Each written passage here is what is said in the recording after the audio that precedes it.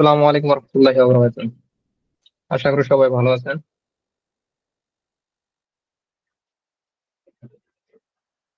ওকে, আন্তরিকভাবে দুঃখিত আপনাদের মূল্যবান সময়ের কিছুটা সময় আর কি ওই ক্লাসে একটু দেরি হয়ে গেছে।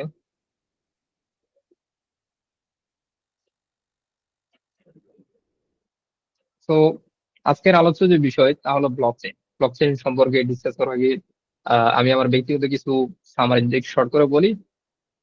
মোয়াক্কেল হোসেন আমার নাম, অ্যাজ এ সফটওয়্যার ইঞ্জিনিয়ার হিসাবে নেক্সট কোম্পানিতে আছি। ফার্দার মোর ডিটেলস যদি জানতে চান, লিঙ্কডইনে আমার অ্যাকাউন্টের নাম হচ্ছে মোয়াক্কেল হোসেন। সো ব্লকচেইন টেকনোলজিটার যখন কথা শুনে আমাদের মাথায় প্রথম যে শব্দটা আসে তা হচ্ছে বিটকয়েন। কারণ বিটকয়েনের সাথে সে আমরা ছোট থেকে কম বেশি ডিরেক্ট ইনডিরেক্ট ফেসবুক বা সোশ্যাল নেটওয়ার্কের সঙ্গে পরিচিত। বিটকয়েন এবং ব্লকচেন যেটা এক না, বিটকয়েন এজ এ কারেন্সি আর ব্লকচেন হলো টেকনোলজি। যে টেকনোলজির উপর বেস করে মূলত ব্লকচেন তৈরি করা হয়েছে। তো আজকের বিষয় যেহেতু ব্লকচেন, তো ব্লকচেনের যে বিষয়গুলো নিয়ে আমরা ডিসকাস করবো তাহলে blockchain introduction, types of blockchain, underlying structure of blockchain and components of a blockchain, application or use case of a blockchain, challenges and blockchain. So blockchain এর বিষয়টা আগে জানি, ব্লকচেন জিনিসটা কি। ব্লকচেন হল ledger technology that records all the transaction. It transparent, distributed, data integrity, decentralized, immutability and security. তো এই ব্লকচেনে এগুলো হচ্ছে বৈশিষ্ট্য। এই ব্লকচেন এখানে বেশ কিছু ওয়ার্ড দেওয়া আছে, বাজিং ওয়ার্ড। তো দুটা লেম এক্সাম্পল দিই, যে দুটা লেম এক্সাম্পলের মাধ্যমে আমরা ব্লকচেনের সঙ্গে একটু পরিচিত হবো। তো প্রথম যে লেম এক্সাম্পলটা আমি দিব সেটা হচ্ছে লাইক খুবই সিম্পল যে লেম এক্সাম্পলটা সেটা হচ্ছে দোকানে বাকি খাওয়ার মতো আর কি। যে লাগে আমি কোনো দোকানে গেলাম, দোকান থেকে বাকি খেলাম, আমার দোকানদারকে বললাম আমার যে বাকি খেলাম সেই বিষয়টা আপনার খাতাতে লিখে রাখেন। এইভাবে প্রতিদিন যা বাকি যায় তাকে লিখে রাখতে বলছে, মাস শেষে আমি তাকে টাকা দিয়ে দিব। মাস শেষে তার কাছে গেলাম, তাকে বললাম কত টাকা হয়েছে। সে একটা অ্যামাউন্ট বললো, যেটা আমি জানতে চাইলাম যে অ্যামাউন্টটা আসলে ভ্যালিড কিনা, আমাকে খাতা থেকে দেখান। সে দেখালো ঠিক আছে, এই ডেটে এক্স ডেটে আমি এই খাবার খাইছি, ওয়াই ডেটে এত খাবার খাইছি বা এত প্রোডাক্ট নিছি, এত টাকা বকেয়া সে খাতার নোট করে রাখছে।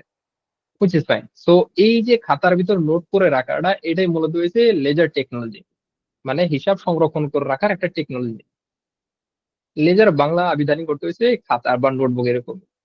আর রেকর্ডস অল দ্য ট্রানজেকশন, এই যে আমি তার এখান থেকে প্রোডাক্ট কিনে এনেছি, সে প্রোডাক্টের প্রাইস, প্রোডাক্ট ডেট এবং কত অ্যামাউন্ট, এগুলো সে রেকর্ড ওই খাতার ভিতরে সেভ করে রাখতেছে। এটাই হচ্ছে মূলত ট্রানজেকশন।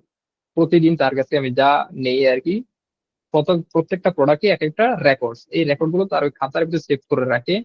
এটাই মূলত হইতেছে লেজার টেকনোলজি। আর এই কাজটাই মূলত ব্লকচেন করে থাকে ডিজিটালি।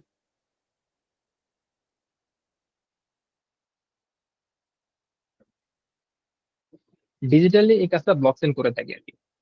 এবার আসে এখানে আরো কিছু বেশ কিছু ওয়ার্ড দেওয়া আছে, ট্রান্সপারেন্ট, ডিস্ট্রিবিউটেড, ডিসেন্ট্রালাইজ এবং সিকিউরিটি। তো এবার চিন্তা করি যে আমার সেই দোকানে শুধু আমি একা না, আমার বড় ভাই ছোট ভাই তারাও হয়তো ওই দোকান থেকে বাকি খায়, এবং মাস শেষে আমি দোকানদারকে টাকা দিয়ে দেবো, বলে দিচ্ছি যে ঠিক আছে আমার ফ্যামিলিতে যারা বাকি খায় ওটা নোট ডাউন করে রাখবেন, মাস শেষে আমি আপনাদের টাকা আপনাকে টাকা পেড করে দিব আর কি। তো আমার ছোট ভাই যখন যায় সে চকলেট নিয়ে আসে, বা বড় ভাই যায় সে বিভিন্ন ধরনের জিনিস নিয়ে আসে, দোকানদার সে খাতাতে লিখতে থাকে। তো অনেক সময় এরকম হইতে পারে যে দোকানদার হয়তো কিছু মিস ইনফরমেশন লিখে রাখছে, যেটা আমার ছোট ভাই নেয় নাই, তারপর লিখে রাখছে যে হ্যাঁ ছোট ভাই এটা নিছে।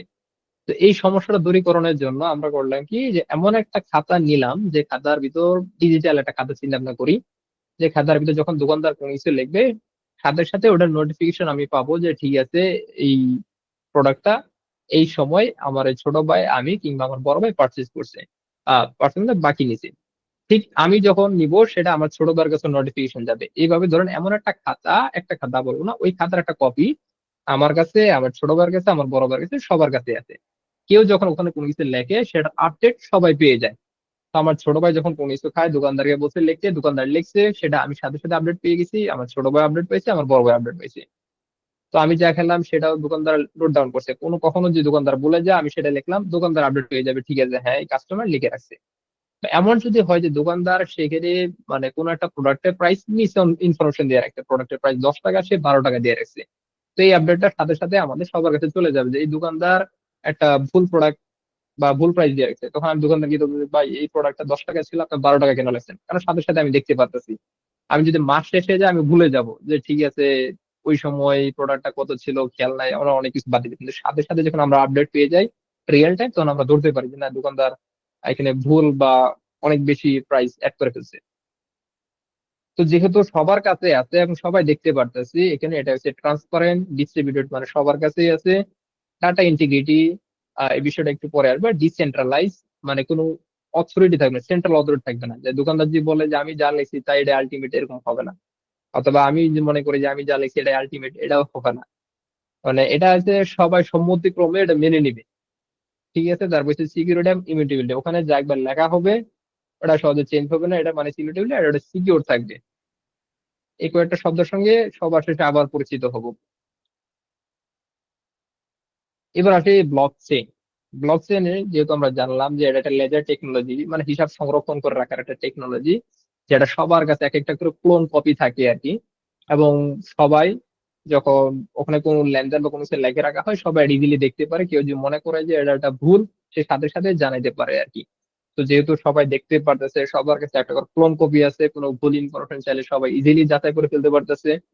তো এই কারণে এটা অনেক সেফ এবং অনেক ইউজফুল, সবাই ব্যবহার করে থাকে। তো এই ব্লক চেনটা টাইপসটা দেখি আমরা কত ধরনের ব্লক চেন হতে পারে। মেইনলি ব্লক চেন তিনটা ক্যাটাগরিতে আমরা ভাগ করতে পারি, সেটা হচ্ছে public block chain, private block chain এবং consortium blockchain. Public block chain mainly হচ্ছে যেটা ওপেন থাকবে, ওপেন টু অল, সবার জন্য উন্মুক্ত থাকবে।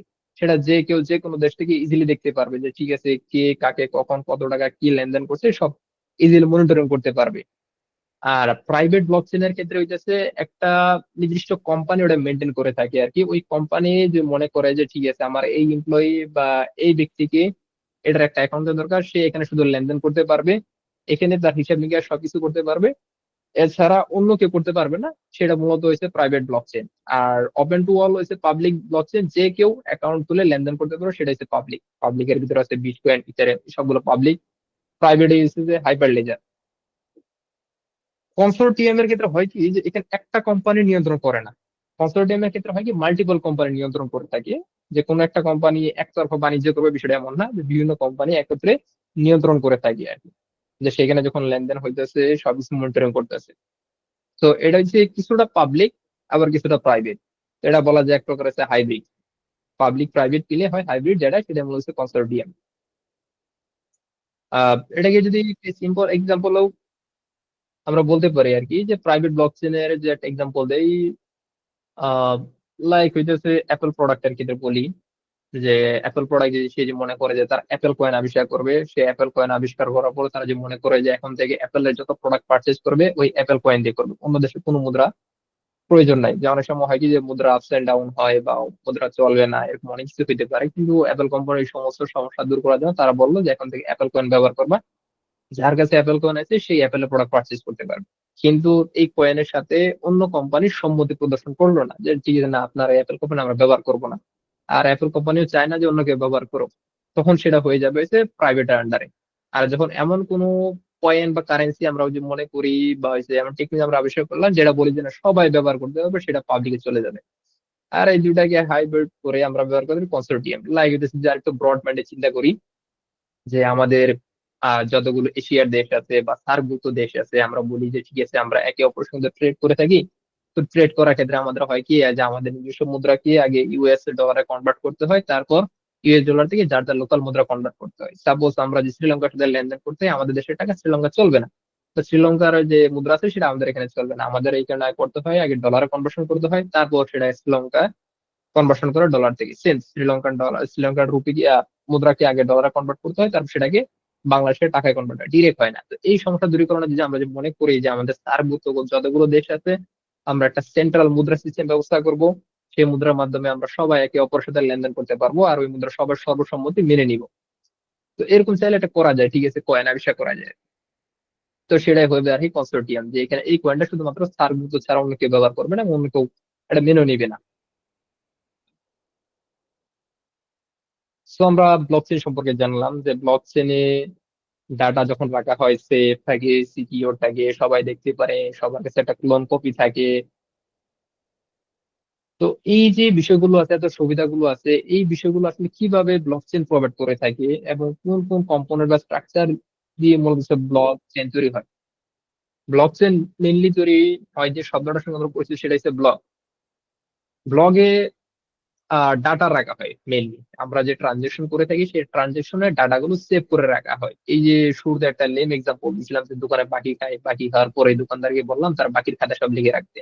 তো এটা চিন্তা করতে পারি যে এমন একটা খাতা, সেই খাতার ভিতরে সমস্ত ইনফরমেশন সে সেভ করে রাখছে, আর সেই সেভ ইনফরমেশনে আরো এক্সট্রা অনেক ইনফরমেশনও রাখে। সেই সবগুলো মিলে একটা হইতেছে ব্লক। এরকম একটা ব্লক থাকে না, এরকম অনেকগুলো ব্লক মিলে হয় একটা চেইন। আর এইরকম পুরো একটা চেইন যারা সেভ করে রাখে এটা হচ্ছে তার একটা নোড।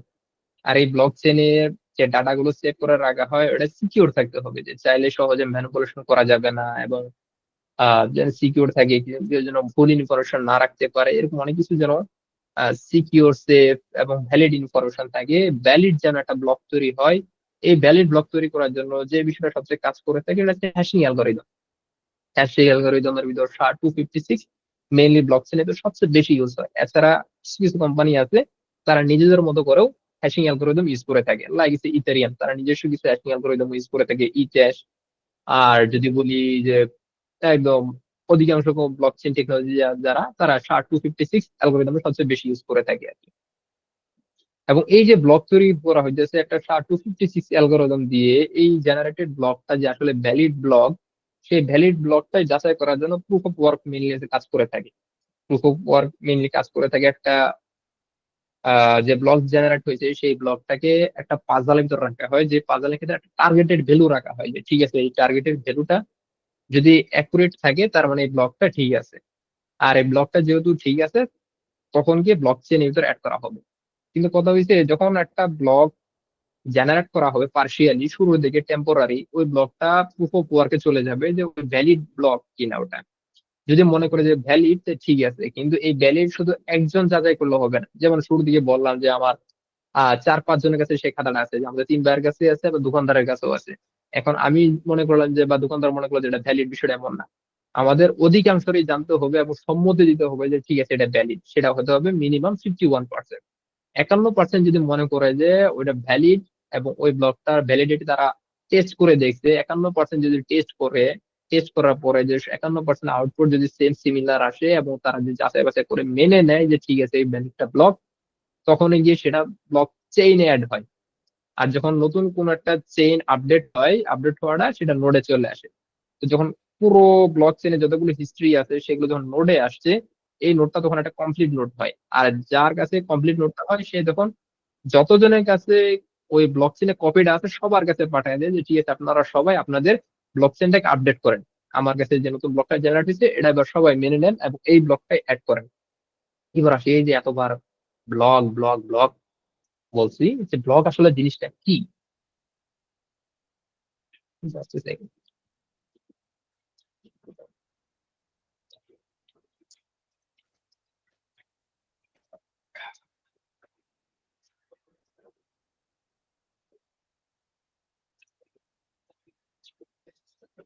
তো ব্লক মূলত 3টা অংশ থাকে একটা ব্লকে: block header, block body end block hash. Sorry. তো ব্লক হেডারের ভিতরে থাকে কি, তার আগের ব্লক, আগের ব্লকের কিছু ইনফরমেশন, যেমন আগের ব্লকের একটা হ্যাশ কোড, ওই ব্লকের ব্লক নাম্বারটা, এই ব্লকটা তৈরি হয়েছিল কখন সেটা টাইম স্ট্যাম্প। এবং এই ওয়ার্ডটা একটু পরে আসি, মার্কলি রুট মানে হইতেছে যে ট্রানজেকশন থাকে মূলত। এখনই আসি। এই ট্রানজেকশন, আগের ব্লক, টাইম স্টেপ, এই তিনটাকে মিলে একটা হ্যাশ কোড জেনারেট হয়, এই হ্যাশ কোডটা সেভ করে রাখে মার্ফি রুটের ভিতর। এবার আসি নস, ডিফিকাল্টি এবং ব্লক হ্যাশ, এই তিনটা আর কি। তো এই যে জেনারেটেড হ্যাশ ব্লক তৈরি হয়েছে temporary, temporary block hash code generate হওয়ার পর এই জেনারেটেড ব্লকটা যে আসলে ভ্যালিড ব্লক সেটা যাচাই করবে কিভাবে। সেটা যাচাই করার জন্য বলা হয়েছে যে এই ব্লকের ডিফিকাল্টিস দেওয়া হয়েছে 5। 5 মানে হয়েছে যে হ্যাশ কোডটা জেনারেট হয়েছে এই সমস্ত ডাটা দিয়ে, তার সঙ্গে আরো 5টা জিরো যোগ করা হয়েছে সাপোজ। তো যোগ করার পরে সেটাকে বলা হয়েছে যে ঠিক আছে এখন যাদের কাছে ব্লক চেনের কপিটা আছে তারা এই ব্লক চেনটা যাচাই করা শুরু করবে আর কি, যে এই যে হ্যাশ কোডটা জেনারেট হয়েছে হ্যাশ কোডটা কি ভ্যালিড হ্যাশ কোড কিনা। তারা করবে কি র্যান্ডম নাম্বার দেবে, এখানে র্যান্ডম নাম্বার শুরু করবে 1 2 3, এভাবে বিভিন্ন র্যান্ডম নাম্বার দিয়ে থাকবে। প্রত্যেক র্যান্ডম নাম্বার চেঞ্জ হওয়ার কারণে পুরো হ্যাশ কোডটাই চেঞ্জ হয়ে যায়। এভাবে বিভিন্ন র্যান্ডম নাম্বার ট্রাই করতে করতে এক সময় যখন পারফেক্ট র্যান্ডম নাম্বার ম্যাচ হয়ে এরকম সামনে 5টা জিরো হয়, তখনই এটা যাচাই করা হয় যে ভ্যালিড ব্লক। ভ্যালিড ব্লক যাচাই হয়ে গেছে, র্যান্ডম নাম্বার পেয়ে গেছে যে এই র্যান্ডম নাম্বারের কারণে এই ভ্যালিড হ্যাশ কোডটা জেনারেট হয়েছে। যেহেতু এটা ভ্যালিড হ্যাশ কোড, তখন সবাইকে বলে দিবে যে সবাই এই র্যান্ডম নাম্বারটা দিয়ে চেক দাও। তাহলে সবাই ওই আলাদা আলাদা করে র্যান্ডম নাম্বার দিবে না, এই নাম্বারটা দিয়ে চেক দিবে। যেহেতু এই নাম্বারটা চেক দিয়ে ম্যাচিং হয়ে যাবে, তখনই বলে ফেলবে তারা, ও হ্যাঁ ঠিক আছে, এটা যদি ম্যাচ হয়ে গেছে তার মানে এটা ভ্যালিড ব্লক। তাহলে সবাই টেস্ট করে দেখবে ঠিক আছে এটা ভ্যালিড ব্লক। কিন্তু এটা টেস্ট করার সাথে তার আরো কিছু বিষয় টেস্ট করবে, সেটা হচ্ছে প্রিভিয়াস ব্লকের হ্যাশ কোড। এখানে যে হ্যাশ কোডটা আছে এটা হচ্ছে তার আগের একটা ব্লকের হ্যাশ কোড। তার এটা তো টেস্ট করবে, ডাটাও টেস্ট করবে, এবং প্রিভিয়াস ব্লকটাও টেস্ট করবে। যদি কোনো কারণে সাপোজ এগুলো টেস্ট হয়ে গেছে কিন্তু প্রিভিয়াস ব্লকের ডাটাটা ম্যাচ হয় না, এই ব্লকটা টোটালি ক্যান্সেল করে দিবে। তো প্রিভিয়াস ব্লকের কপি কম বেশি সবার কাছে আছে। কেউ যদি মনে করে যে এখানে তার একটা ভুল ইনফরমেশন দিবে, ভুল ইনফরমেশন দিয়ে সে একটা হ্যাশ কোড জেনারেট করছে এবং সেটা সেভ হয়ে গেছে, অথবা সে মাল্টিপল ট্রানজেকশন করছে, মাল্টিপল ট্রানজেকশন করে বলতেছে ঠিক আছে এটা একটা ভ্যালিড হ্যাশ কোড, কিন্তু ওখানে তার যে প্রিভিয়াস ব্লকের হ্যাশ কোডটা দেওয়া আছে সে ওটা চেঞ্জ করতে ভুলে গেছে, অথবা সেটা চাইলেও সে চেঞ্জ করতে পারবে না। সেটা একটু পরে এক্সপ্লেন করেছে যে কেন পসিবল না। তো যখন প্রত্যেকের কাছে কপি আছে, প্রত্যেকের কপির ভিতর এই ইনফরমেশনটা সবার কাছেও আছে, প্রিভিয়াস ব্লক হ্যাশ কোড এবং কারেন্ট ব্লকের হ্যাশ কোড। তারা যখন দেখবে সেম, এবং এই র্যান্ডম নাম্বার দিয়ে এই হ্যাশ কোডটা যেহেতু জেনারেট হয়েছে তারা মেনে নিছে, 51% যদি যারা মেনে নেয়, তখন এই নতুন ব্লকটা ওই চেইনে অ্যাড হয়। তো চেইন যখন একটা নতুন চেইন কমপ্লিট হয়েছে, ওটা নোডে অ্যাড হবে। একটা কমপ্লিট নোড যখন তৈরি হয়ে যায়, তখন সবাইকে জানা দেওয়া হয় যে নতুন যে নোটটা তৈরি হয়েছে এখানে সমস্ত ট্রানজেকশনের হিস্ট্রি আছে, প্রিভিয়াস নেক্সট সমস্ত ট্রানজেকশন হিস্ট্রি সেভ আছে, আর এটাই কমপ্লিট নোট। তখন এই নতুন যে ব্লকটা তৈরি হয়েছে এটা সবাইকে বলে দেওয়া হয় যে সবাই আপডেট করে নেন।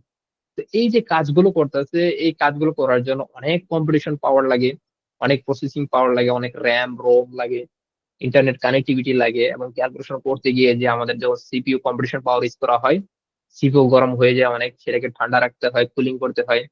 তো এই সমস্ত বিষয় কুলিং রাখা, সিপিইউ হ্যাশিং অ্যালগোরিদমের মাধ্যমে ক্যালকুলেশন করতে এই যে টাইম কনজিউমিং হয়, ইলেকট্রিসিটি খরচ হয়, যারা এগুলো করতেছে তাদের লাভটা কি?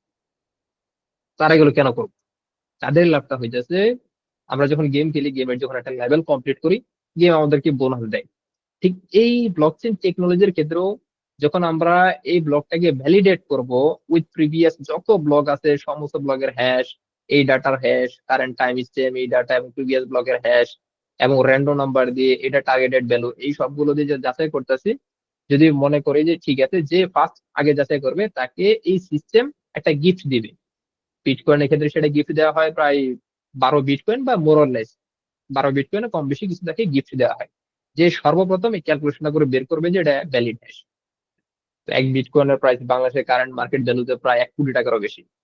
তো যেহেতু এত টাকা, এই কারণে কম বেশি পৃথিবীর অনেকগুলো দেশ, এর অনেক মাইনার্স আছে যারা এই হ্যাশিং কাজ করে থাকে। তো মাইনারদের কাজই হইতেছে মেনলি হ্যাশিং তাকে ভ্যালিডেট করা যে এটা ভ্যালিডেট হ্যাশ কিনা, এবং তাদের পুরো চেইনটার একটা ক্লোন কপি তাদের এখানে রাখা। সো এবার আসি,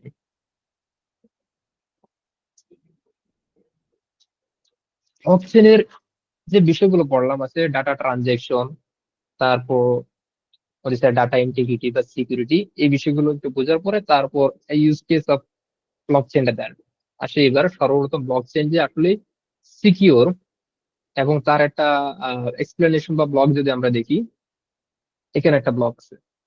তো ব্লগের ক্ষেত্রে যদি আমরা দেখি, এটা এক্সাম্পল ব্লকের, এটা প্রিভিয়াস হ্যাশ। এটা হচ্ছে এই ব্লকটা যখন ক্রিয়েট হয়েছে তার টাইম স্ট্যাম্প এবং এটার ব্লক নাম্বার, এই ব্লক নাম্বারটা, এগুলো দিয়ে একটা হ্যাশ কোড জেনারেট হয়। সেই হ্যাশ কোডটা হচ্ছে SHA-256 অ্যালগোরিদম। তো আমরা কম বেশি যদি SHA-256 অ্যালগোরিদমের সঙ্গে একটু পরিচিত হই, তাহলে আমরা জানবো যে SHA-256 অ্যালগোরিদমের ক্ষেত্রে আমরা যা ইনপুট দেই না কেন, সে অলওয়েজ 256 বিটের একটা হ্যাশিং অ্যালগোরিদম সে জেনারেট, একটা হ্যাশ ভ্যালু জেনারেট করে থাকে। আমরা এখানে যাই দেই না কেন, এ দিল সে 256, বি দিল 256, এমনকি মানে পুরো একটা বইও যদি পিডিএফ আমরা এখানে দিয়ে দিই, সে অলওয়েজ এই 256 বিট দিবে। এখানে যদিও 256 বিট না, এখানে হইতেছে মেনলি 32, 32 হতে পারে, হ্যাঁ 32টা ক্যারেক্টার মোরলেস, আর প্রত্যেকটা ক্যারেক্টার হচ্ছে 8 বিট করে। সো 8 × 32 কত হবে, মোরলেস আরো বেশি কিছুটা। তো 256 অ্যালগোরিদমের যে মেইন কাজ হইতেছে, আমরা যে ডাটাটা দিব, সেই ডাটা দেওয়ার ফলে এখানে একটা হ্যাশিং অ্যালগোরিদম জেনারেট করবে, যে হ্যাশ ভ্যালু জেনারেট করবে।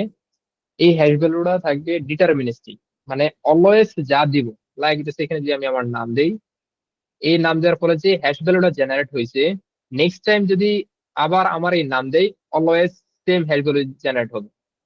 আমি আমার নাম দিলাম একবার, same hash value 7398, next time অন্য কোনো একটা দেই, চেঞ্জ হয়েছে। অথবা আমার নামের যে একটা সামান্যতম অংশ আমি চেঞ্জ করি, লাইক স্মল থেকে ক্যাপিটাল করে দিলাম, হ্যাশ গুলো পুরোটাই চেঞ্জ হয়ে গেছে। কিন্তু আমার যে আগে যে ভ্যালু ছিল, এই ভ্যালুটা আমি যাচাই করতে চাই ঠিক আছে কিনা, আগের ভ্যালুটা দিয়ে দেখি, ঠিক আছে। সো এটা হচ্ছে ডিটারমিনিস্টিক, আমরা অলওয়েজ যাচাই করতে পারি যে হ্যাঁ আমার যে ডাটা আছে ওই ডাটার কারণে যে হ্যাশ ভ্যালুটা আসবে সেটা অলওয়েজ সেম থাকবে।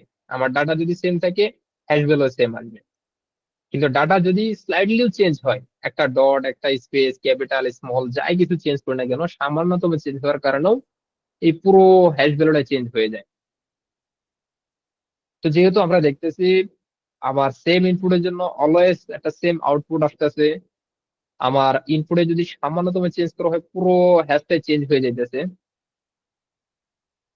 এবং এই হ্যাশের আরেকটা বৈশিষ্ট্য হইতেছে এটা one way hashing. One way hashing মানে দিছে আমি যে ডাটাটা দিছি, ডাটা দেওয়ার পরে আমাকে সে যে আউটপুটটা দিছে, এই আউটপুটটা যে অ্যালগোরিদমের মাধ্যমে পাইছি আমরা, সেই অ্যালগোরিদম যদি আমরা রিভার্স ইঞ্জিনিয়ারিং করার চেষ্টা করি, আমরা কখনোই এই ওয়াসেল ওয়ার্ডটা পাবো না। কেন পাবো না, যদি একটা এক্সাম্পলের ভিতর আসি, তো শাহ 256 অ্যালগোরিদম সম্পর্কে আমরা কম বেশি অনেকে পরিচিত আছি, আই হোপ দ্যাট সবাই কি কম বেশি শাহ 256 অ্যালগোরিদমের সঙ্গে আমরা পরিচিত আছি।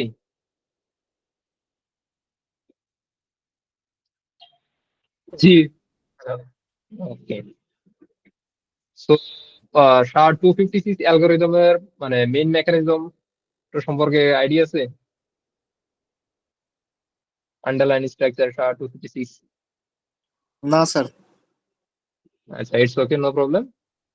তো শাহ 256 অ্যালগোরিদমে মেইনলি যদি ভেরি হাই লেভেল মানে খুবই সামারি করে বলি, তাহলে হয় কি যে আমাদের এই যে ডাটাটা দেই আমরা, লাগিয়ে দিচ্ছে আমার নাম যে মুয়াসেল দিলাম, সে মুয়াসেলে করবে কি যে কয়টা ক্যারেক্টার আছে সেটা কাউন্ট করবে।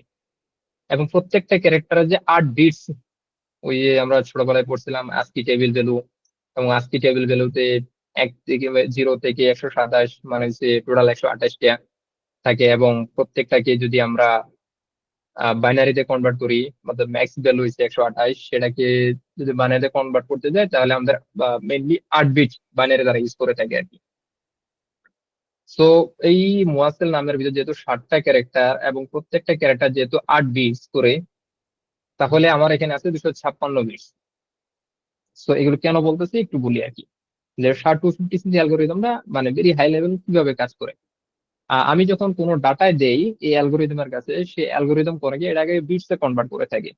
বিটসে কনভার্ট করার পর সেটাকে সে 512 মাল্টিপ্লিকেশন বা 512 মাল্টিপল অফ 512 ধরা হয়, অর্থাৎ যে আমার যে ইনপুট ডাটাটা আছে সেই ইনপুট ডাটাকে সে 512 ধরে নিবে।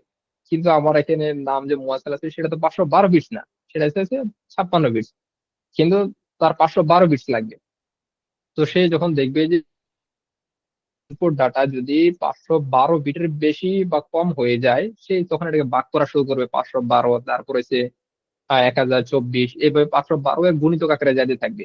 তো যাইতে যাইতে যখন লাস্ট অংশ যাবে সেখানে হয়তো মোর লেস থাকবে, লাস্ট ব্লকটাও কমই থাকে। যখন কম থাকে সে তখন করবে কি, শুরুর দিকে জিরো অ্যাড করার এই তার এই ডাটা শেষে যে এটাকে বিটসে কনভার্ট করার পরে সেটা ওয়ান অ্যাড করবে, যে এখান থেকে তার প্যাডিং শুরু হয়েছে।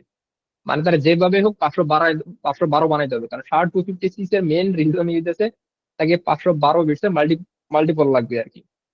তো যেহেতু তার 512 হয় নাই, তো এখন যেভাবে হোক তাকে বানাই দেবে, বানানোর জন্য সে ওয়ান্স এবং জিরো ইউজ করে থাকবে আর কি।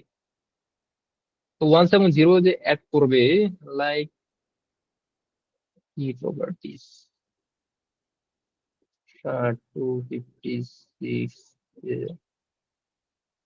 ওকে হুম এটা আসে তো এই যে আমার নামটা মুয়াসিল লিখছি মুয়াসিল প্রত্যেকটা আজকি ভ্যালু হইছে 7 এর হইছে বাইনারি ডিজিটে কনভার্ট করছে কনভার্ট করার পর এই যে আমার পুরো নামের যে 56 বিটস আছে এখানে 56 বিট আছে কিন্তু লাগবে যেহেতু 512 বিটস সে তখন করবে কি আমার নামের শেষে সে একটা ওয়ান যোগ করবে আগে নামের শেষে বলতে বাইনারিতে যে বিটসটা কনভার্ট হয়েছে তার শেষে একটা ওয়ান যোগ করবে তো ওয়ান যোগ করার পর এখন বিটস হচ্ছে কত 57 কিন্তু 512 তো হয় নাই তো 512 যেহেতু হয় না সে তখন করবে কি বাকি গুলোতে সে জিরো বসানো শুরু করবে কতক্ষণ পর্যন্ত সে জিরো বসাবে লাস্টে 64টা রেখে লাস্টে 64টা বাদ দিয়ে সে জিরো বসানো শুরু করবে তো আমার নামে হইতেছে 56টা বিটস আছে একটা যোগ করলাম সে 57টা এবং লাস্টের থেকেও 56টা 64টা বাদ দিতে হবে তো যদি সব বাদ দেই তাহলে সর্বমোট আমার 391টা জিরো লাগবে আমার নামে হইতেছে কত 57 আমার নামে 56টা একটা প্যাডিং ওয়ান দেওয়া মানে প্যাডিং শুরু করলাম 57 আর লাস্টের থেকে যেহেতু 64টা বাদ দিতে হবে কেন 64টা বাদ দেবে এটা একটু explain একটু পরে করতেছি তাহলে লাস্টের 64টা বাদ দিলে 512 থেকে যদি 64টা বাদ দেই 64 বাদ দিলে কত আসে 448 এখান থেকে যদি আমার নামের বিটটা বাদ দেই তাহলে 391 জিরো লাগবে আমাদের এখানে 391টা আমরা জিরো বসানো শুরু করব হিউজ বড় নাম্বার আসবে তো বসানোর পর লাস্টের 64 বিটটা কেন নি লাস্টের 64টা বিট হইতেছে আমার নামের যে সাইজ লেন্থ সেই লেন্থের ডেসিমাল যেটা আসছে কত 56 বিটস এই 56 বিটস কে 64 বিটের বাইনারিতে কনভার্ট করবে আমরা শুরুতে যেমন বাইনারিতে কনভার্ট করছি লাইক আছে এই এম এম কে আমরা কনভার্ট করছি 8 বিট বাইনারিতে অর্থাৎ আটটা নিচে যদি কোনো সংখ্যা যদি আটটা না হয় সামনে সবগুলো জিরো দিছি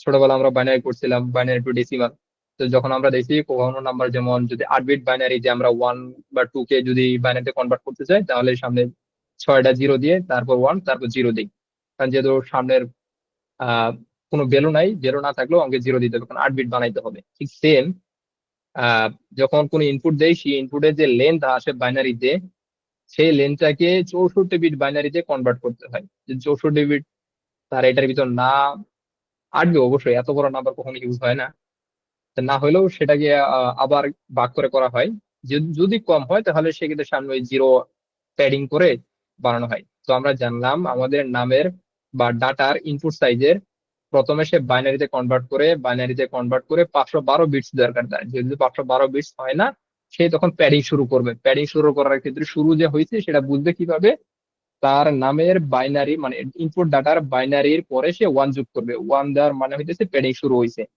প্যাডিং শুরু হয়েছে যেটা এরপর তার কতগুলো জিরো লাগবে সেটা ক্যালকুলেশন করা হয় 512 মাইনাস ইনপুট যে ডাটা দিছে সেই ডাটার বিট সংখ্যা প্লাস প্যাডিং বিট দেওয়ার পরে যে ডাটাটা দরকার সেটা তার জিরো বসাবে এবং তার যে লেন্থ ডাটার যে লেন্থ সেটাকে যদি আমরা বাইনারিতে কনভার্ট করি 64 বিট বাইনারি সেটা যদি যোগ করি তাহলে ওভারঅল 512 হয়ে যাবে সো আমরা তাহলে এবার 512 ব্লক পেয়ে গেলাম আর কি তাহলে এবার যদি আমরা প্যাডেড মেসেজটা দেখি এই যে এটা হচ্ছে আমাদের অরিজিনাল একটা SHA-256 এর যখন 512 এর একটা ব্লক দরকার এই SHA-256 এর 512 এর একটা ব্লক দেখতে কাইন্ড অফ এরকম হয় প্রথমে ইনপুট ডাটা থাকবে ইনপুট ডাটাটা যদি 512 হয় তাহলে সেই ডাটাটা হয়ে গেল ফাইন যদি না হয় লাস্ট যে ব্লক হয় সেই ব্লকের ক্ষেত্রে তার প্যাডিং শুরু হয় তারপর যতগুলো জিরো প্রয়োজন সবগুলো জিরো অ্যাড হয় এবং লাস্ট যে 64টা বিট এই 64টা বিট মেইনলি হইতেছে তার ইনপুট ডাটার সাইজের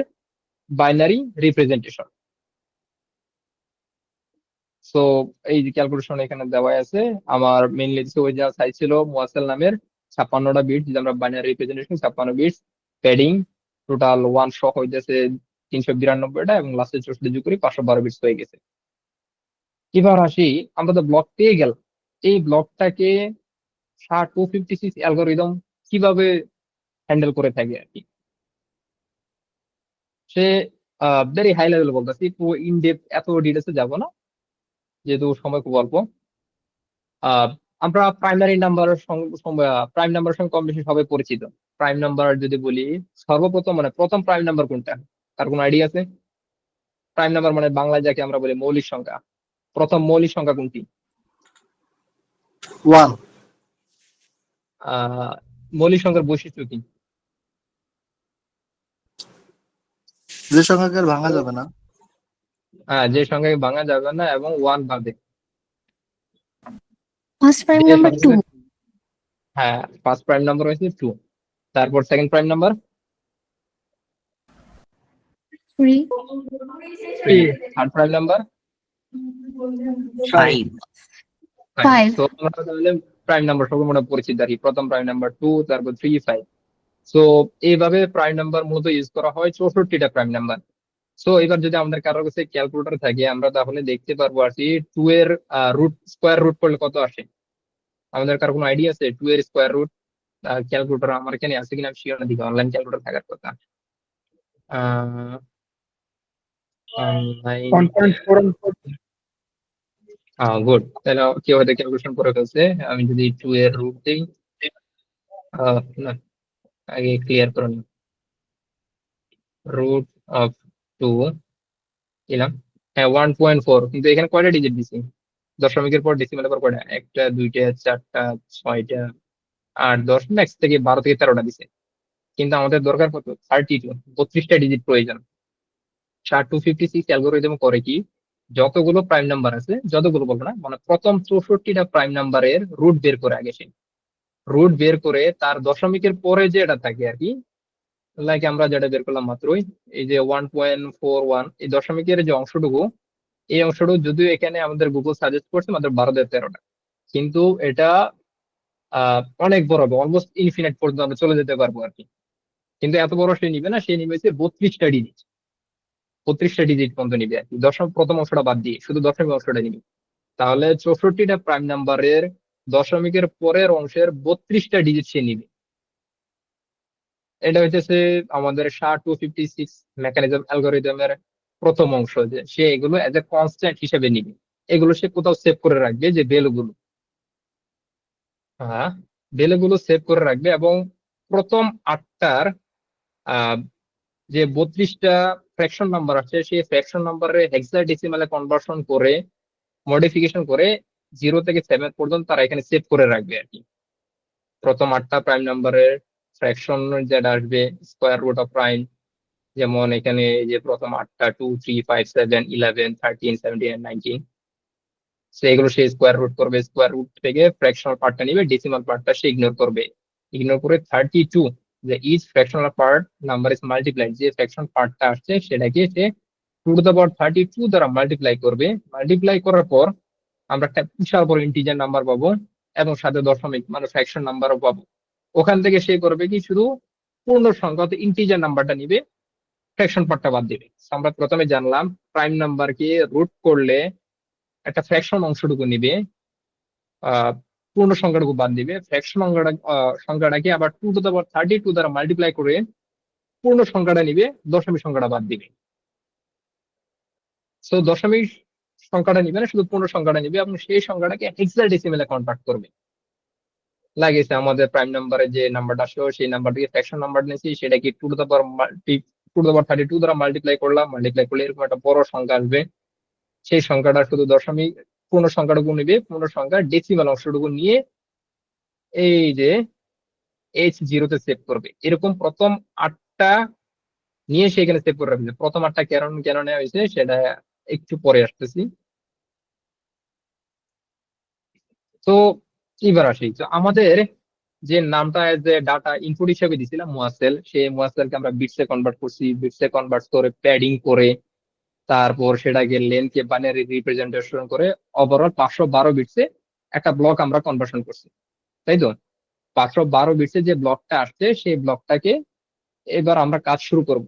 তো কাজ শুরু করার পূর্বে আমাদের কিছু কনস্ট্যান্ট ভেরিয়েবল ডিক্লেয়ার করে নিলাম। কনস্ট্যান্ট ভেরিয়েবল তো আমরা যে ডাটাগুলো রাখছি, সেই ডাটাগুলো কিভাবে বের করলাম সেটা আমরা বললাম, যে প্রথম 8টার প্রাইম নাম্বারে মাল্টিপ্লিকেশন করে 32 দ্বারা মাল্টিপ্লাই করে সেটার পূর্ণ সংখ্যার অংশটার হেক্সাডেসিমাল কনভার্সনকে আমরা সেভ করে রাখছি। এবার যে ব্লকটা আমরা পাইলাম, সেই ব্লকটাকে আমরা কিছু ভাগ করব। সেই ব্লকটা এখানে আরো অনেক আছে, ফুল ডাটা কোথায় গেল? ওকে, প্রসেস।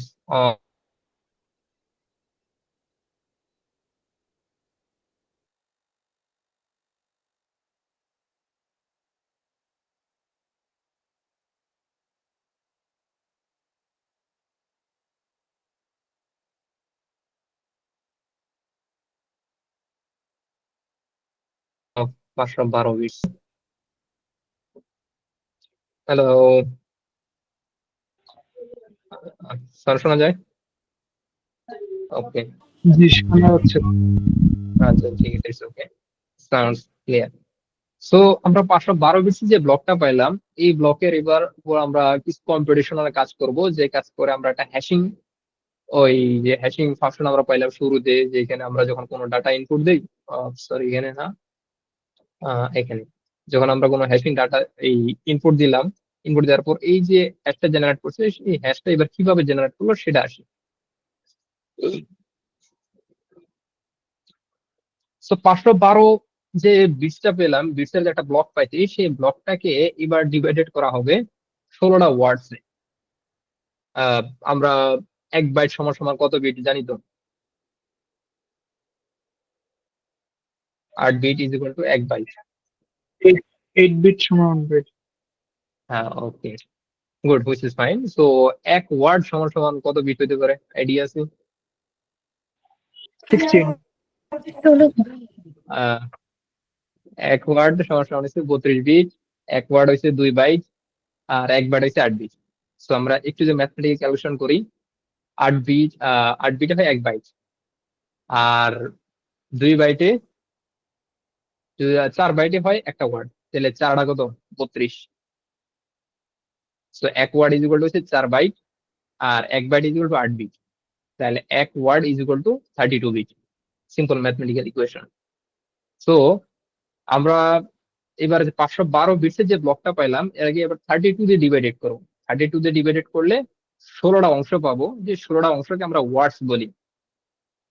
ঠিক আছে, আমরা সিম্পল বোঝার জন্য 16 পার্টস বলতে পারি, বাট মেইনলি একে বলা হয় word. 1 word is equal to 32 byte bits. So এই যে একটা ব্লক পাইছিল আমরা প্যাডিং করে ইয়া করে, সেটাকে আমরা ভাগ করে নিলাম আর কি। ভাগ করার পর আমরা যে ভাগটা পাইছি 32 দিয়ে ভাগ করার পর কটা ভাগ পাইলাম, 16টা ভাগ পাইছি। 512 যে ব্লকটা, সেই ব্লকটাকে আমরা 32 দিয়ে ভাগ করলাম, 32 দিয়ে ভাগ করার পর 16টা অংশ পেয়েছি বা 16টা ওয়ার্ড পেয়েছি। এই 16টা ওয়ার্ডকে আমরা 0 থেকে 15 পর্যন্ত, কারণ আমরা জানি প্রোগ্রামিং ল্যাঙ্গুয়েজে ইন্ডেক্সিং শুরু হয় 0 থেকে 15 পর্যন্ত আমরা সেভ করে নিলাম, মানে 16টা ওয়ার্ড। এবার আছে মেসেজ শিডিউল এক্সপানশন কিভাবে কাজ করে থাকে। এই যে 16টা ওয়ার্ড পেয়েছি, এই 16টা ওয়ার্ডকে আমাদের ডাবল করতে হবে। ডাবল বলা যায়, কয় ডাবল? সেটাকে আমাদের করতে হবে কমপক্ষে রাফলি প্রায় 64টা। 16টাকে আমাদের কনভার্সন করতে হবে কত, 64টাতে কনভার্সন করতে হবে। তো আমরা 512 বিটের একটা ব্লক পাইছি, সেই ব্লকটাকে 16টা ভাগে ভাগ করছি। তো এক একটা বাকে এক একটা ওয়ার্ড বলতেছি আমরা, সেই ওয়ার্ডকে এমন ভাবে পরিবর্তন করব যেন ওই ওয়ার্ড থেকে আরো নতুন করে ওয়ার্ড তৈরি হয়, যে 16টা থেকে আমরা টোটাল নতুন ওয়ার্ড তৈরি করবো হচ্ছে 64টা। 64টা ওয়ার্ড তৈরি করবো। সো সিম্পল আবার বলতেছি, আমাদের যে ইনপুট ডাটা দিলাম সেটা বিটসে কনভার্ট করছি, বিটসে কনভার্ট করে প্যাডিং করে 512 বিট বানাইছি। সেই 512 বিটে যে ব্লকটা, সেটাকে আমরা 32 দিয়ে ভাগ করার পর 16টা ওয়ার্ডসে আসছি। এখন আমাদের কাজ হইতেছে এই এক একটা ওয়ার্ডকে এমন ভাবে মডিফিকেশন করা যেন আমাদের আরো 4টা করে ওয়ার্ড তৈরি হয়। আমরা বলতে পারি যে এমন একটা ওয়ার্ড নিলাম, যে ওয়ার্ডটাকে হয়তো আগে পরে কিছু চেঞ্জ করলে নতুন একটা ওয়ার্ড হয়, কাইন্ড অফ এরকম সিমিলারই, কিন্তু এরকম সিমিলার না, সেটা অনেক ক্যালকুলেশন হয়, সেই ক্যালকুলেশন বলতেছি। তো রাফলি বোঝার জন্য বললাম যে 16টা ওয়ার্ড আসছে, এই 16টা ওয়ার্ডকে আমরা এমন কোন ক্যালকুলেশন করব, সেই ক্যালকুলেশনটা হচ্ছে ম্যাথমেটিক্যাল পিটওয়াইজ শিফট, তারপর হচ্ছে রোটেশন, তারপরে হচ্ছে এক্সক্লুসিভ অর মানে এক্সর, এরপর হচ্ছে এডিশন। এই সমস্ত অপারেশন এবং এছাড়া আদার্স কি অপারেশন করা হয়, যে অপারেশনের মাধ্যমে 16টা ওয়ার্ডকে 64টা ওয়ার্ডসে কনভার্সন করা হয়। তো আমরা জানি শিফটে যদি স্লাইডলি তোমার একটা যে ডান দিকে চলে যায়, এক শিফট ডানে চলে যায়, ভ্যালু অনেকটাই চেঞ্জ হয়ে যায়। তার সঙ্গে যদি আমরা রোটেশন করি, ভ্যালু একদম পুরো আপস এন্ড ডাউন হয়ে যাবে। এরপর যদি সেটাকে এক্সপ্লোর করি, মানে ডিটারমিনেন্সি সহজে গেসই করতে পারবো না যে ভ্যালুটা কি আসতে পারে আর কি। তার সঙ্গে আবার যদি কিছু এডিশন করি, বাহ, তাহলে কোনো কথাই নাই, মানে এত একটা কমপ্লেক্স ওয়ার্ড জেনারেট করবে আমার জন্য আর কি। তো এটা শুধু একটা ওয়ার্ড না, 16টা ওয়ার্ড থেকে আমাদের টোটাল জেনারেট হবে 64টা ওয়ার্ড। তো এই যে 64টা ওয়ার্ড তৈরি হয়েছে, এই সিস্টেমটা একবার হবে না, এই সিস্টেমটা ঘটবে 64 বার। তো আমরা 512 বিটস এর একটা ব্লক পাইলাম, যে ব্লকটাকে 32 দিয়ে ভাগ করে 16টা ওয়ার্ড পাইছি। সেই ওয়ার্ডের ভিতর আমরা বিট ওয়াইজ অপারেশন করে, তারপর ম্যাথমেটিক্যাল যে ইকুয়েশন গুলো আছে, এক্সক্লুসিভ অর এডিশন, এই সমস্ত অপারেশনের মাধ্যমে আমরা 16 থেকে 64-তে কনভার্ট করলাম, 64টা ওয়ার্ডে, এবং সেটা এক রাউন্ড হবে ফর একটা ওয়ার্ডের জন্য আর কি। তো আমাদের এইভাবে সবগুলো হতে থাকবে, টোটাল সর্বমোট 64টা রাউন্ড হবে, এক একটা ওয়ার্ডের জন্য 64টা রাউন্ড হতে থাকে আর পারফর্ম 64 রাউন্ড কম্পিটিশন। তো এখানে আমাদের যে এক একটা রাউন্ড হয়, রাউন্ড হওয়ার ক্ষেত্রে কি কি কাজ করে থাকে আর কি। তো আমাদের ওই যে শুরু থেকে প্রথম 8টা ভেরিয়েবল কনস্ট্যান্ট ডিক্লেয়ার করছিলাম, এবং সেই 16টা ওয়ার্ড থেকে 64টা ওয়ার্ডে যে আমরা কনভার্সন করলাম, ম্যাথমেটিক্যাল ইকুয়েশন যে করছি আমরা, সেগুলো কি করলাম, bitwise operation, exclusive or addition করে, তারপর আমরা আহ যে ওয়ার্ড গুলো পেয়েছি 16 থেকে 64 ওয়ার্ড, সেই ওয়ার্ড গুলো নিয়ে আমরা যে ইকুয়েশন করব সেটা হচ্ছে রাউন্ড কনস্ট্যান্ট, কত রাউন্ড করবে সেই রাউন্ড কনস্ট্যান্ট গুলো আবার হচ্ছে 564 প্রাইম নাম্বারে কিউব রুট দিতেছে, প্রথমে রুট করে তারপর কিউব সম্ভবত, এবং সেটা খুবই এখানে বিটওয়াইজ অপারেশন গুলো দেওয়া আছে। সো এখানে যে আমরা এক্সপ্লেনেশন গুলো দিই আর কি, যে আমাদের প্রথম যে ওয়ার্ডটা আছে সেটা ওয়ার্ডটাকে আমরা শিফট করলাম, তারপর অর করে আবার শিফট করলাম, এরপর এডিশন করে আমরা একটা নাম্বার পাইছি, এগুলো হচ্ছে ইনিশিয়ালাইজেশন, যে বিটওয়াইজ রোটেশন, তারপর হচ্ছে চয়েস ফাংশন, এরপর হচ্ছে মেজরিটি। এইভাবে ক্যালকুলেশন করে এক রাউন্ড কমপ্লিট হওয়ার পর একটা ওয়ার্ড জেনারেট হবে আর কি। তো এইভাবে সর্বশেষ এক একটা ওয়ার্ডের জন্য এক একটা হ্যাশ জেনারেট হবে। তো হ্যাশ জেনারেট যেটা হবে সেটা ম্যাক্স, এই যেখানে কয়টা আছে, 8টা, 8টাই তো সম্ভবত, 3 3 6 8, 8টা 64, 64। সো তারা এই 16 থেকে 64 ওয়ার্ডে কনভার্সন করার সময় যে ম্যাথমেটিক্যাল ইকুয়েশন গুলো ইউজ করে থাকে, রোটেশন এবং জাস্ট প্রাইম নাম্বারের সঙ্গে তারা মাল্টিপ্লিকেশন করে যে হ্যাশিং অ্যালগোরিদমটা জেনারেট করার পর সর্বশেষ যে হেক্সাডেসিমাল, এগুলো কিন্তু মেইনলি সবগুলো হেক্সাডেসিমালে কনভার্ট করে, হেক্সাডেসিমাল কনভার্ট করার পরে সবগুলোকে কনকেট করে একসাথে জোড়া লাগে একটা হ্যাশিং অ্যালগোরিদম জেনারেট করে, এটা শুধু একটা ব্লকের জন্য।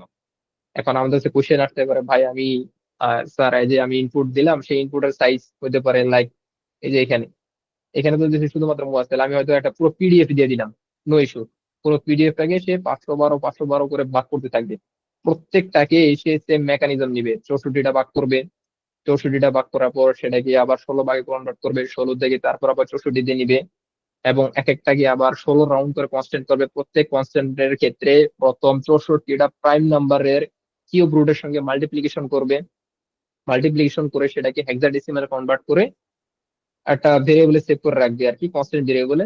সে কনস্ট্যান্ট ভেরিয়েবল সেভ করে রাখার পর এইভাবে প্রত্যেকটার সঙ্গে প্রত্যেকটা ব্লকের সঙ্গে করবে, করার পর ব্লক গুলো আবার নিজেদের ভিতর করবে, সর্বশেষ করতে গিয়ে সর্বশেষ যে হ্যাশ জেনারেট হবে, এরকম একটা হ্যাশ জেনারেট হবে। সো দেখতে দেখা গেছে খুবই সিম্পল, কিন্তু ভিতরে ইন্টারনাল এত মেকানিজম হয়েছে যে হওয়ার পরে এই হ্যাশটা জেনারেট হয়েছে। তো এত কিছু হওয়ার ফলে যেহেতু এই হ্যাশটা জেনারেট হয়েছে, একে রিভার্স করা টোটালি ইম্পসিবল, অলমোস্ট ইম্পসিবল। মানে আমরা জেনারেট করতে পারবো, ইনপুট দিয়ে আমরা একটা হ্যাশ ভ্যালু জেনারেট করতে পারবো, কিন্তু হ্যাশ ভ্যালু দিয়ে আমরা রিভার্সে যেতে পারবো না। কেন যেতে পারবো না? কারণ আমি জানি না যে কোন র্যান্ডম নাম্বারের সঙ্গে যোগ করে আমার এই ভ্যালুটা আসছে। কারণ হইতে পারে আমার প্যাডিং বা প্যাডিং সাইজে, যেমন আমরা শুরুতে ক্যালকুলেশন করছিলাম SHA-256 এর ক্ষেত্রে ইনপুট ডাটাটাকে বিটসে কনভার্ট করে, লাইক হয়তো সে বিটসে নিচে হইতেছে 30 বিট, কিন্তু ইনপুট ডাটা সাইজ ছিল 60 বিট। সো মানে নিয়ার অ্যাবাউট অলমোস্ট 100% সে আমাকে ফলস ইনফরমেশন দিবে এবং ক্যালকুলেশন করতেও পারবে না। সো আমরা জানি SHA-256 algorithm one way hash function, আমরা যাই ডাটা দিব সেই ডাটাকে সে কনভার্সন করে এমন একটা হ্যাশ কোড জেনারেট করবে যেটা 256 বিট, এই হ্যাশ ফাংশনটা অলওয়েজ সেম থাকবে আর কি, কিন্তু এটাকে আমরা রিভার্স করে কখনো অরিজিনাল আসতে পারবো। দ্যাটস ওয়াই এটা অনেক সিকিউর। আর এত সিকিউর হওয়ার কারণে অনেক ব্যাংক, অফিস, আদালতে, সফটওয়্যারে অনেক জায়গায় ইউজ করা হয়। যে সফটওয়্যারে হ্যাশিং ফাংশনটার ক্ষেত্রে তারা করে কি, তাদের পুরো সফটওয়্যারটা দিয়ে দেওয়া হয়, সফটওয়্যারের সাইজ এবং সফটওয়্যারের ইনপুট দিয়ে তারা ওই অ্যালগোরিদমের মাধ্যমে ঘুরতে ঘুরতে ঘুরতে সর্বশেষ এসে কনকেট করে এই 64 একটা হ্যাশিং ফাংশন তারা দেয়। তো এই হ্যাশিং ফাংশনটা তখন সফটওয়্যার কোম্পানি তারা সফটওয়্যারের সঙ্গে রেখে দেয় আর কি। রেখে দেওয়ার পরে যখন কেউ ওই সফটওয়্যারটা নামায়, নামানোর পর সে যদি মনে করে যে আমার এই সফটওয়্যারটা পাইরেটেড, হয়তো কোনো হ্যাকার হ্যাক করছে বা মডিফিকেশন করছে, তখন কোম্পানি বলে কি যে আমরা যেহেতু সফটওয়্যারটা লঞ্চ করছি, আমরা একটা হ্যাশ কোড জেনারেট করছি, এই হ্যাশ কোডে হইতেছে এটা, এখন আপনার কাছে যে সফটওয়্যারটা আছে সেটাকে আপনি হ্যাশে কনভার্ট করেন। হ্যাশে কনভার্ট করার পর আপনি দেখেন যে হ্যাশ কোড সেম আছে কিনা। আমার হ্যাশ কোড এবং আপনার হ্যাশ কোড যদি সেম হয় তাহলে বুঝবেন অরিজিনাল প্রোডাক্ট, আর যদি সেম না হয় তাহলে বুঝতে হবে মাঝখানে কেউ সেটাকে ক্র্যাক করছে। তো এই হ্যাশিং ফাংশনের মাধ্যমে সফটওয়্যার অথেন্টিসিটিও ইজিলি জানা যায়। তো আমরা এতক্ষণে জানলাম যারা, সেটাই হচ্ছে SHA-256 অ্যালগোরিদম, যেটা ব্লক চেইনে ব্যবহার করা হয়ে থাকে। ব্লক চেইনে এই SHA-256 অ্যালগোরিদমটা কেন ব্যবহার করে থাকে সেটা আহ আমার ডাটাটা কই যায়? সেটা ব্যবহার করে থাকে মেইনলি হচ্ছে ইউজারে যে ডাটা গুলো দেয়, সেই ডাটা গুলো নিয়ে একটা SHA-256 অ্যালগোরিদম দেয়। সেই অ্যালগোরিদমের যখন জেনারেট করবে, এই ডাটা গুলো নিয়ে একটা অ্যালগোরিদম জেনারেট, SHA-256 এর একটা হ্যাশ কোড জেনারেট করে, তারপর হইতেছে যে ব্লকটা তৈরি হবে সেই ব্লক এবং হইতেছে টাইম স্ট্যাম্প এবং এই ইনফরমেশন নিয়ে আবার একটা হ্যাশ কোড জেনারেট করবে, এখানে সে সেভ করে রাখবে। এই সবগুলো হ্যাশ কোড জেনারেট করার পর সে বলবে যে আমার এই ব্লকের হ্যাশ কোড হইতেছে এটা। নতুন করে কেউ যখন ট্রানজেকশন করবে, তখন ট্রানজেকশন করার সময় তার ট্রানজেকশনের ভিতর এই ইনফরমেশন গুলো দেওয়া থাকবে আর কি। সেম এরকম না, সে অন্য ইনফরমেশন দিতে পারে, লাগছে ইউজার এ ইউজার বি কে এত টাকা সেন্ড করছে। তো এগুলো যখন সেন্ড করে, এগুলো কিন্তু ভেরিফিকেশন হয়, এগুলো ভেরিফিকেশন হয় প্রাইভেট কি এবং পাবলিক কি, সেটা অন্য একটা অ্যালগোরিদম ইউজ করে থাকে আর কি, এডসেক অথবা আরএসএ। সেটা অন্য কোনো এক সময় অন্য কোনো একদিন যদি টাইম থেকে এক্সপ্লেন করবো। কিন্তু এখন ব্লকচেনের ক্ষেত্রে মেইনলি যেহেতু SHA-256 ইউজ করা হয়, আমরা সেটা দিকে একটু ফোকাস করলাম আর কি, ডিপ ডাইভ করলাম। তো আমরা এই ইনফরমেশন গুলো যখন দেয় আর কি, বিটকয়েন, ইথারিয়াম বা ডজি কয়েনের ক্ষেত্রে আমরা করি কি ট্রানজেকশন করি, একজন ইউজার আরেকজন ইউজারকে টাকা পাঠায় আর কি, ট্রানজেকশন করে, সেক্ষেত্রে তখন তারা করে কি তাদের public address private address use করে থাকে। তো পাবলিক প্রাইভেট অ্যাড্রেসের মাধ্যমে তারা এখানে টাকা ট্রানজেকশন করে। তো যখন ট্রানজেকশন করে তাদের রেকর্ডটা এখানে সেভ হয় যে ইউজার এ ইউজার বি কে এত পয়েন্ট সেন্ড করছে। তো ইউজার এর পাবলিক অ্যাড্রেস থাকে, ইউজার বি এর পাবলিক অ্যাড্রেস থাকে, এবং কত অ্যামাউন্ট সেন্ড করছে সেই অ্যামাউন্টটা থাকে। এবং এগুলো নিয়ে তখন তৈরি হইতেছে হ্যাশ কোড, সেই হ্যাশ কোডটা সেভ করা থাকে। তো এরকম কেউ যখন নতুন কোনো ট্রানজেকশন করে, সেই ট্রানজেকশনে যে ইউজার করছে সেই ইউজার আগে যার সঙ্গে করছিল তার একটা হ্যাশ ব্লক তৈরি হয়েছে, তার হ্যাশ ব্লকের একটা জেনারেটেড হ্যাশ পাসওয়ার্ড আছে, তার এই হ্যাশ পাসওয়ার্ডটা সে করবে নতুন ব্লকের ভিতর। সে যখন ক্রিয়েট করবে সে এখানে সেভ করে রাখবে যে প্রিভিয়াস ব্লক, তার প্রিভিয়াস ব্লকের হ্যাশ পাসওয়ার্ড ছিল এটা। এইভাবে যখনই কেউ নতুন কোনো ট্রানজেকশন করে, যখন একটা ব্লক তৈরি হয়, তখন ওখানে উল্লেখ করা থাকে ওই ইউজারের আগে যখন যার সঙ্গে লেনদেন করছিল তার জেনারেটেড যে হ্যাশ ব্লকটা আসছে, সেই ব্লকের হ্যাশ কোডটা অলওয়েজ প্রিভিয়াস এর ভিতরে থাকে।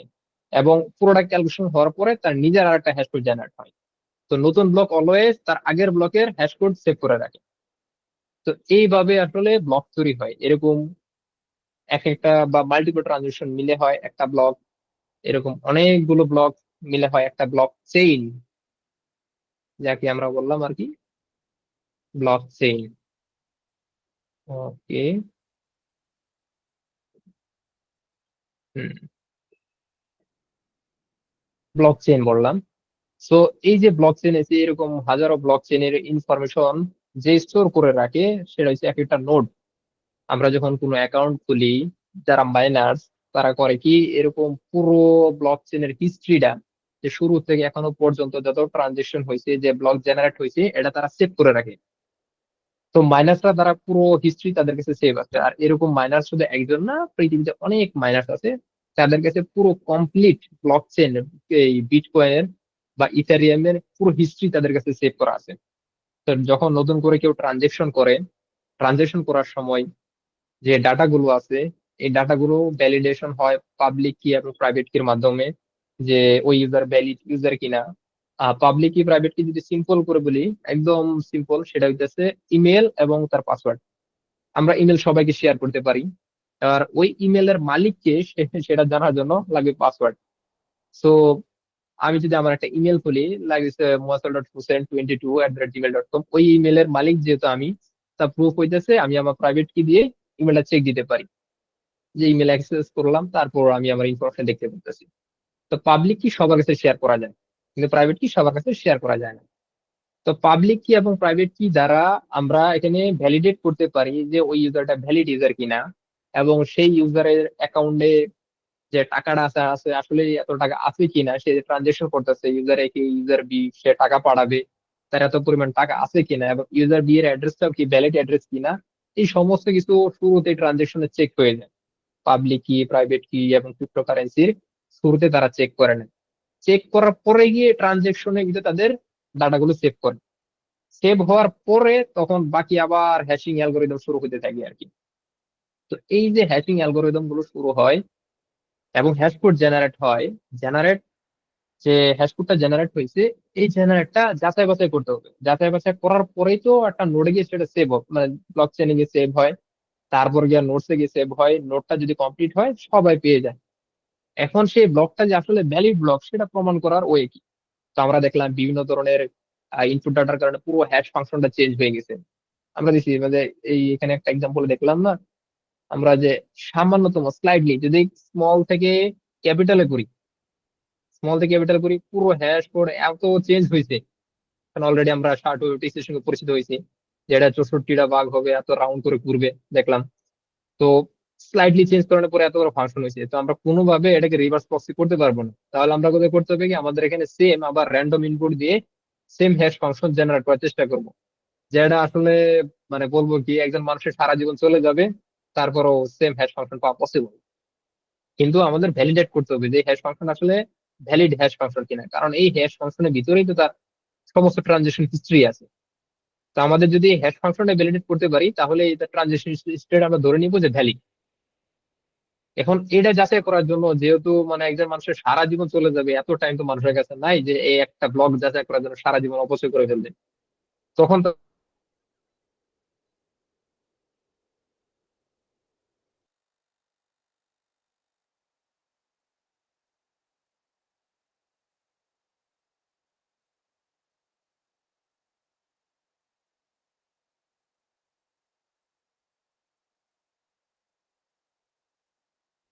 আপনাকে শুনতে পাচ্ছি না মসুল ভাই।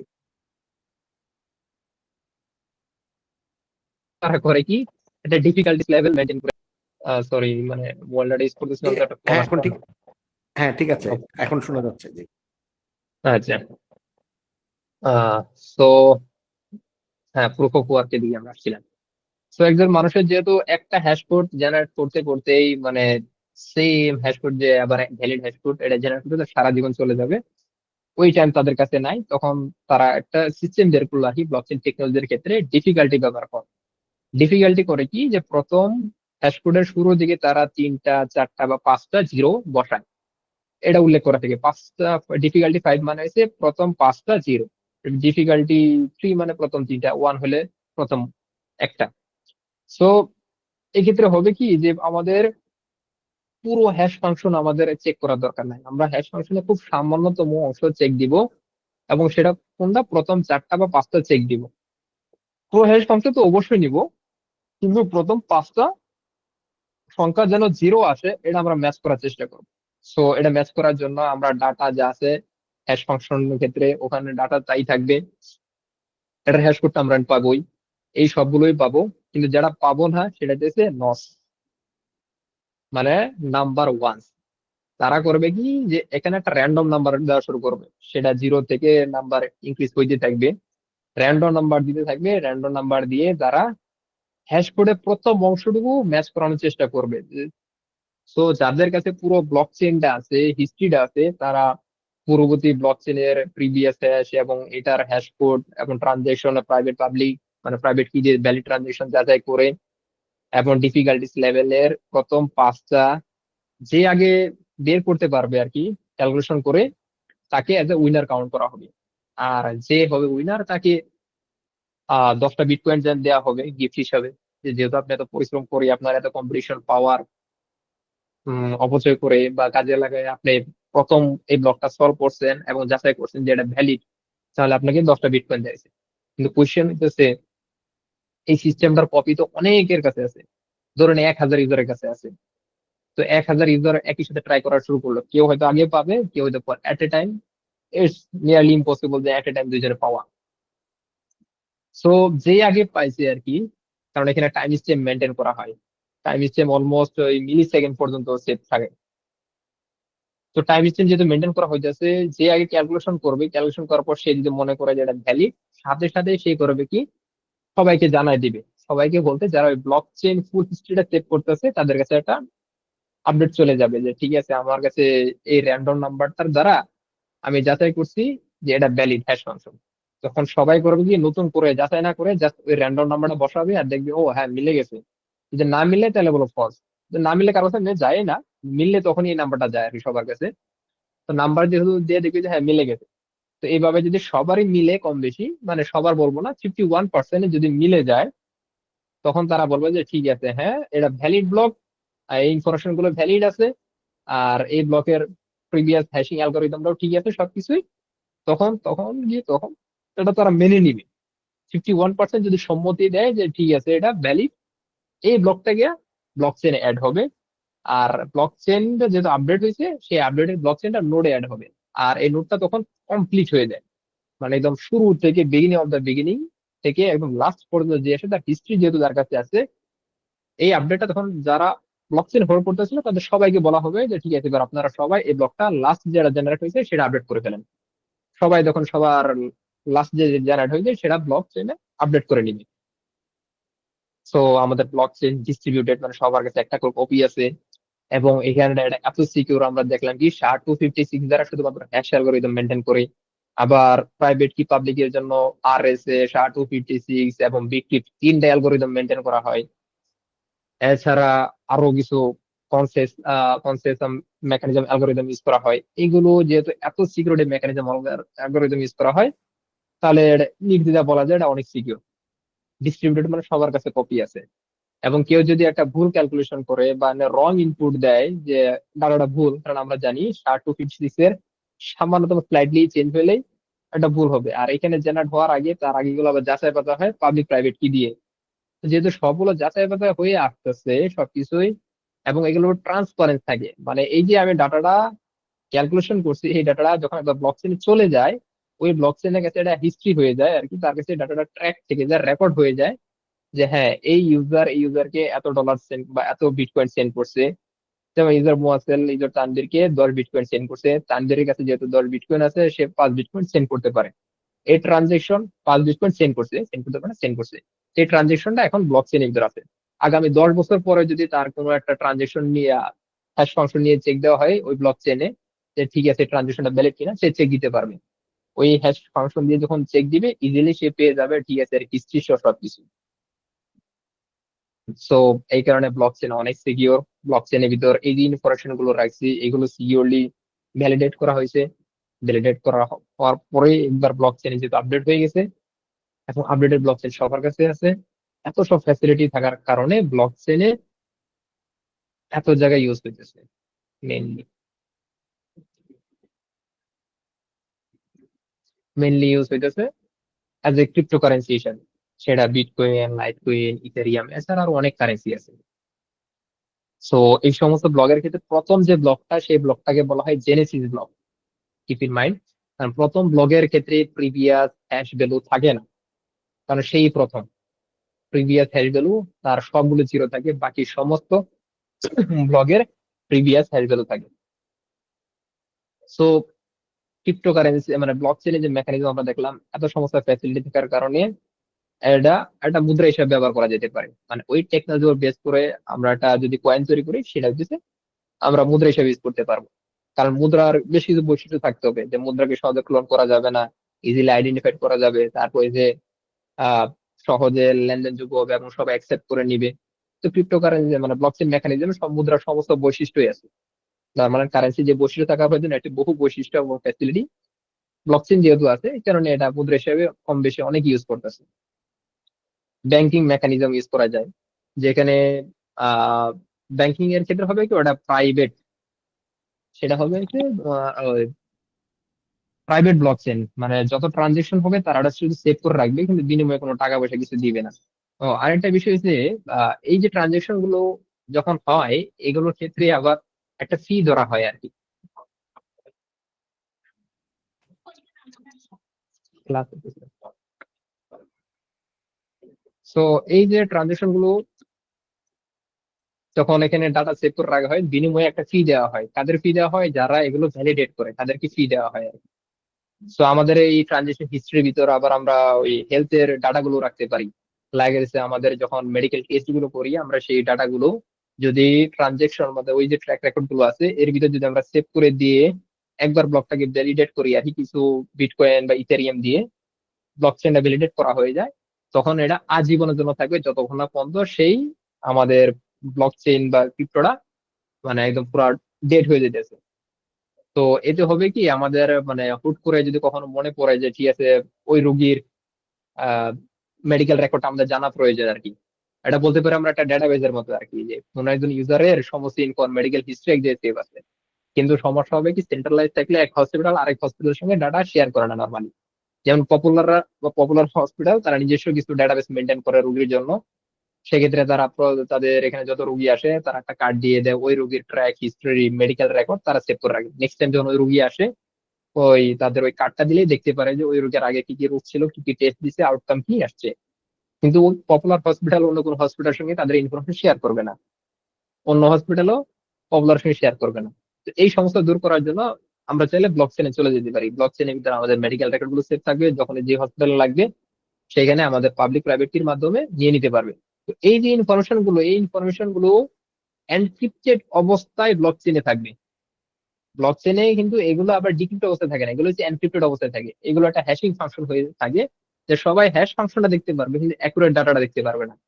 অ্যাকুরেট ডাটাটা কারা দেখবে? যাদের কাছে প্রাইভেট কি আছে। তো যেহেতু আমার কাছে প্রাইভেট কি আছে, আমি প্রাইভেট কির মাধ্যমে আমি এই ডাটাটা দেখতে পারবো, যে হ্যাঁ এই ডাটাটা আমার এবং কি কি ইনফরমেশন আছে এর ভিতরে আমি রিড করতে পারবো। কিন্তু অন্য সবাই এই ডাটার হ্যাশিং ফাংশনটা দেখতে পারবে, আর কিছুই না। তো আমি ডাটা দেখতে পারবো ঠিকই, কিন্তু আমি আর চেঞ্জ করতে পারবো না, একবার যা ইনসার্ট করে দেওয়া হয়েছে তা চেঞ্জ করা যায় না নর্মালি। তো যেহেতু এটার এত ফেসিলিটি আছে, কি ইনফরমেশন আছে একবার যদি দেওয়া হয়ে গেছে আর চেঞ্জ করা যাবে না, এই ইন্টিগ্রিটি সুবিধার জন্য এটাকে আমরা আরো দুই এক কাজে ব্যবহার করতে পারি। যেমন হচ্ছে ভোটিং সিস্টেম। আমি একজন নেতাকে ভোট দিলাম, এটা যে আমার ভোট, সেখানে হচ্ছে ইউজার আইডি থাকবে আর কি। সেই ইউজার আইডি আমি কাকে ভোট দিছি তার একটা হ্যাশিং ফাংশন হয়ে সবকিছু এখানে সেভ আছে। এরপর আমি ইজিলি দেখতে পারবো যে হ্যাঁ ঠিক আছে আমার এই ভোট গেছে কার কাছে গেছে, ইজিলি ট্র্যাক করতে পারতেছি। বিটকয়েনে আমরা জানি মানে ক্রিপ্টোকারেন্সিতে কি কি হয়, তার আগের ব্লক মানে পরবর্তী ব্লক তার আগের ব্লকের হ্যাশ ফাংশন সেভ করে রাখে। তো আমরা ওইটাও দেখতে পারবো যে হ্যাঁ ঠিক আছে আমার ভোটটা ওই নেতা পর্যন্ত গেছে কিনা, অথবা আমি যাকে ভোট দিয়েছি সে ভোট পাইছে কিনা ইজিলি ট্র্যাক করতে পারবো। তারপর দিচ্ছে আমরা কন্ট্রাক্ট, ট্রানজেকশনের ভিতরে আমরা কন্ট্রাক্ট করতে পারবো। লাইক হইতেছে ডেভেলপার কোনো কোম্পানির সঙ্গে আমরা কন্ট্রাক্ট করলাম যে ঠিক আছে আমার একটা অ্যাপার্টমেন্ট লাগবে, এই অ্যাপার্টমেন্ট আপনি বিল্ড করে দিতে এই ফ্যাসিলিটি দিতে হবে, এই ফ্যাসিলিটি দিয়ে যে আপনি অ্যাপার্টমেন্ট বিল্ড করে দেন তাহলে আমি রাফলি আপনাকে এত টাকা দিব আর কি। এই সবকিছু এখানে উল্লেখ করা থাকবে, আমার ব্যাংক ব্যালেন্স অ্যাকাউন্ট সবকিছু। তো যখনই তার কন্ট্রাক্ট ফুলফিল হয়ে যাবে অটোমেটিকলি আমার অ্যাকাউন্ট থেকে কেটে নিবে ওই অ্যামাউন্টটা। কিন্তু যদি সে তার কন্ট্রাক্ট ফুলফিল না করে অ্যাকাউন্ট থেকে টাকা কাটবে না। এই সমস্ত বিষয় যেগুলো মেনটেন হয় এটা হচ্ছে স্মার্ট কন্ট্রাক্টের আন্ডারে। যে স্মার্ট কন্ট্রাক্টের ফ্যাসিলিটি দিয়ে থাকে মেইনলি হচ্ছে ইথারিয়াম, সোলানা, এই সমস্ত। বিটকয়েন স্মার্ট কন্ট্রাক্টের ফ্যাসিলিটি দেয় না, বাট কারেন্সি হিসেবে খুব ভালো বিটকয়েন। তো এই যে হেলথের সুবিধা আমরা ল এনফোর্সমেন্ট ইউজ করতে পারি, ভোটিং ইউজ করতে পারি, আইওটি রোবোটিক্স ইউজ করতে পারি, রিয়েল এস্টেট এবং ডিজিটাল আইডি হিসাবে আমরা ক্রিপ্টোকারেন্সি বা ব্লক চেনের টেকনোলজি ইউজ করতে পারি আর কি। তো এই যে ব্লক চেনের এত সুবিধা, এত জায়গায় ইউজ কেস আছে, ব্লক চেনের কিছু ডাউন সাইডও আছে। প্রত্যেকটা জিনিসের প্রস এন্ড কনস থাকে। এটা ডাউন সাইড। প্রথম কথা হলো এই ব্লক চেনের স্কেলেবিলিটি। একটা ব্লক চেইন কে যদি আমরা সহজে চাইলে স্কেলেবল করে ফেলতে পারবো না। স্কেলেবিলিটি ইস্যু বলতে বুঝাইতেছি বিটকয়েনের পসিবিলিটি যদি তুই বলি যে বিটকয়েন প্রতি সেকেন্ডে মানে 60টা ট্রানজেকশন করতে পারে, 7 ট্রানজেকশন পার সেকেন্ড। প্রতি সেকেন্ডে সে 60টা ট্রানজেকশন করতে পারে। কেন? কারণ ওই যে তার এতগুলো হ্যাশ ফাংশন ক্যালকুলেশন করে ভ্যালিডেট করে যাচাই করার পর 51% রাইট হওয়ার পরে গিয়ে সে ট্রানজেকশনটাকে ভ্যালিড করে নেয়। এত কিছু হতে অনেক টাইম লাগে। তো এই টাইমের কারণে সে সেকেন্ডে ম্যাক্সিমাম 60টা ট্রানজেকশন করতে পারে কারেন্ট ডেট। ভবিষ্যতে হয়তো আরো কমও হয়ে যেতে পারে, কিন্তু মেইনলি যতটুকু আমি জানি সেটা হচ্ছে অ্যারাউন্ড 10 মিনিটের ভিতর সে একটা ট্রানজেকশন মানে পুরো একটা কমপ্লিট করে ফেলতে পারে ব্লক। আর ট্রানজেকশন করা যায় ইজিলি, সেটা হচ্ছে 60টা। কিন্তু আমরা যে অন দা আদার হ্যান্ড চিন্তা করি আমাদের নর্মাল ব্যাংক, লাইক আমি বিকাশে তো মানে মিনিটে 8-10টা করতে পারবো বিকাশে। কিন্তু আমরা যে ভিসাতে যাই বর্ণনাতে প্রায় ওরা সেকেন্ডে 65,000 ট্রানজেকশন করতে পারে। ভিসা, বা অন্য কোনো কোম্পানিকে যদি বলি সেখানে তারা সেকেন্ড আরো বেশি করতে পারে। তাহলে আমি যদি block chain base cryptocurrency use করি, যদি এত স্লো হয় তাহলে তো মানে ইউজার এটা ইউজ করতে চাবে না। ওই সমস্যা দূর করার জন্য সেটা নতুন যে আপডেট আসে ইথারিয়াম 2 তে ইউজ করছে প্রুফ অফ ওয়ার্কের পরিবর্তে প্রুফ অফ স্টেক ইউজ করছে। প্রুফ অফ ওয়ার্কে হয় কি পুরো চেইনটাকে এসে ভ্যালিডেট করতে হয়, কিন্তু প্রুফ অফ স্টেকে হয় কি যে যার কাছে পুরো হিস্ট্রিটা আছে সে ভ্যালিডেট করে, ভ্যালিডেট করার পরেই একটা র্যান্ডম জেনারেট দিয়ে দেওয়া হয়। তো এটা হচ্ছে আরেকটু সহজ এবং অনেক ইফিসিয়েন্ট, মানে এত বেশি তার ক্যালকুলেশন করতে হয় না, যার কারণে মেমোরি রিসোর্স অনেক সেভ হয়। তো যেহেতু এত কিছু সেভ হয় এবং অনেক ফাস্ট ইকুয়েশন ফাস্ট ট্রানজেকশন হতে পারে, তো যেটা অ্যাপ্রক্সিমেটলি ধারণা করা হয় নিয়ারলি প্রায় 1 লাখের মতো ইথেরিয়াম 2 যেটা ট্রানজেকশন করতে পারে। সেটা হুইচ ইজ ফাইন যদি প্রুফ অফ স্টেকে চলে যায়। তো আমরা যদি নতুন করে কোনো ব্লকচেন তৈরি করি, সেটা যদি প্রুফ অফ ওয়ার্কের মাধ্যমে করি, আমাদের শুরুতে একটা ডাউনসাইড ধরে নিতে হবে যে আমার এই ব্লকচেনটা ভবিষ্যতে ক্যালকুলেশন করতে গিয়ে যে ঝামেলা ফেস করবে, যার কারণে আমার ট্রানজেকশন কমে যাবে। তো আমি যদি প্রুফ অফ ওয়ার্কের পরিবর্তে প্রুফ অফ স্টেকে চলে যাই, তাহলে হয়তো, হয়তো না, অবশ্যই আমার ট্রানজেকশন স্পিড বেড়ে যাবে। এবার আসি হাই এনার্জি কনজাম্পশন। আমার এই ব্লক চেনটার ক্ষেত্রে যেহেতু হ্যাশিং হ্যাশিং গুলো আমাদের ক্যালকুলেশন করতে হইতেছে, ক্যালকুলেশন করার জন্য আমার অনেক রিসোর্স খরচ হইতেছে। আর রিসোর্স বলতে মেইনলি সিপিইউ অথবা জিপিইউ এর কথা বলতেছি আর কি। তো এখানে অনেক সিপিইউ জিপিইউ পাওয়ার লাগে আর কি। তো ছোটখাটো কোনো কম্পিউটার দিয়ে পুরো ইজিলি আর কি ট্র্যাক করা পসিবল না, এবং সেটা ডিফিকাল্ট। তো দেখা যায় এই কারণে মাইনাসটা করে কি তাদের ইন্ডিভিজুয়াল কম্পিউটার কোনো না কোনো নেটওয়ার্কের আন্ডার সঙ্গে কানেক্টেড হয়ে যায়। তো ওই নেটওয়ার্ক পার্ট হিসাবে তারা সবাই মিলে ক্যালকুলেশন করা শুরু করে। তো যখন সবাই মিলে ক্যালকুলেশন করে ওই নেটওয়ার্কে যে আগে বের করবে, তখন ওই পুরো নেটওয়ার্কে 10 বিটকয়েন ভাগ করে দেওয়া হয়। তো এই কারণে বিটকয়েনের কিন্তু আবার ওই ক্ষুদ্র অংশ আছে, যেমন 1 টাকা তৈরি হয় 100 পয়সা দিয়ে।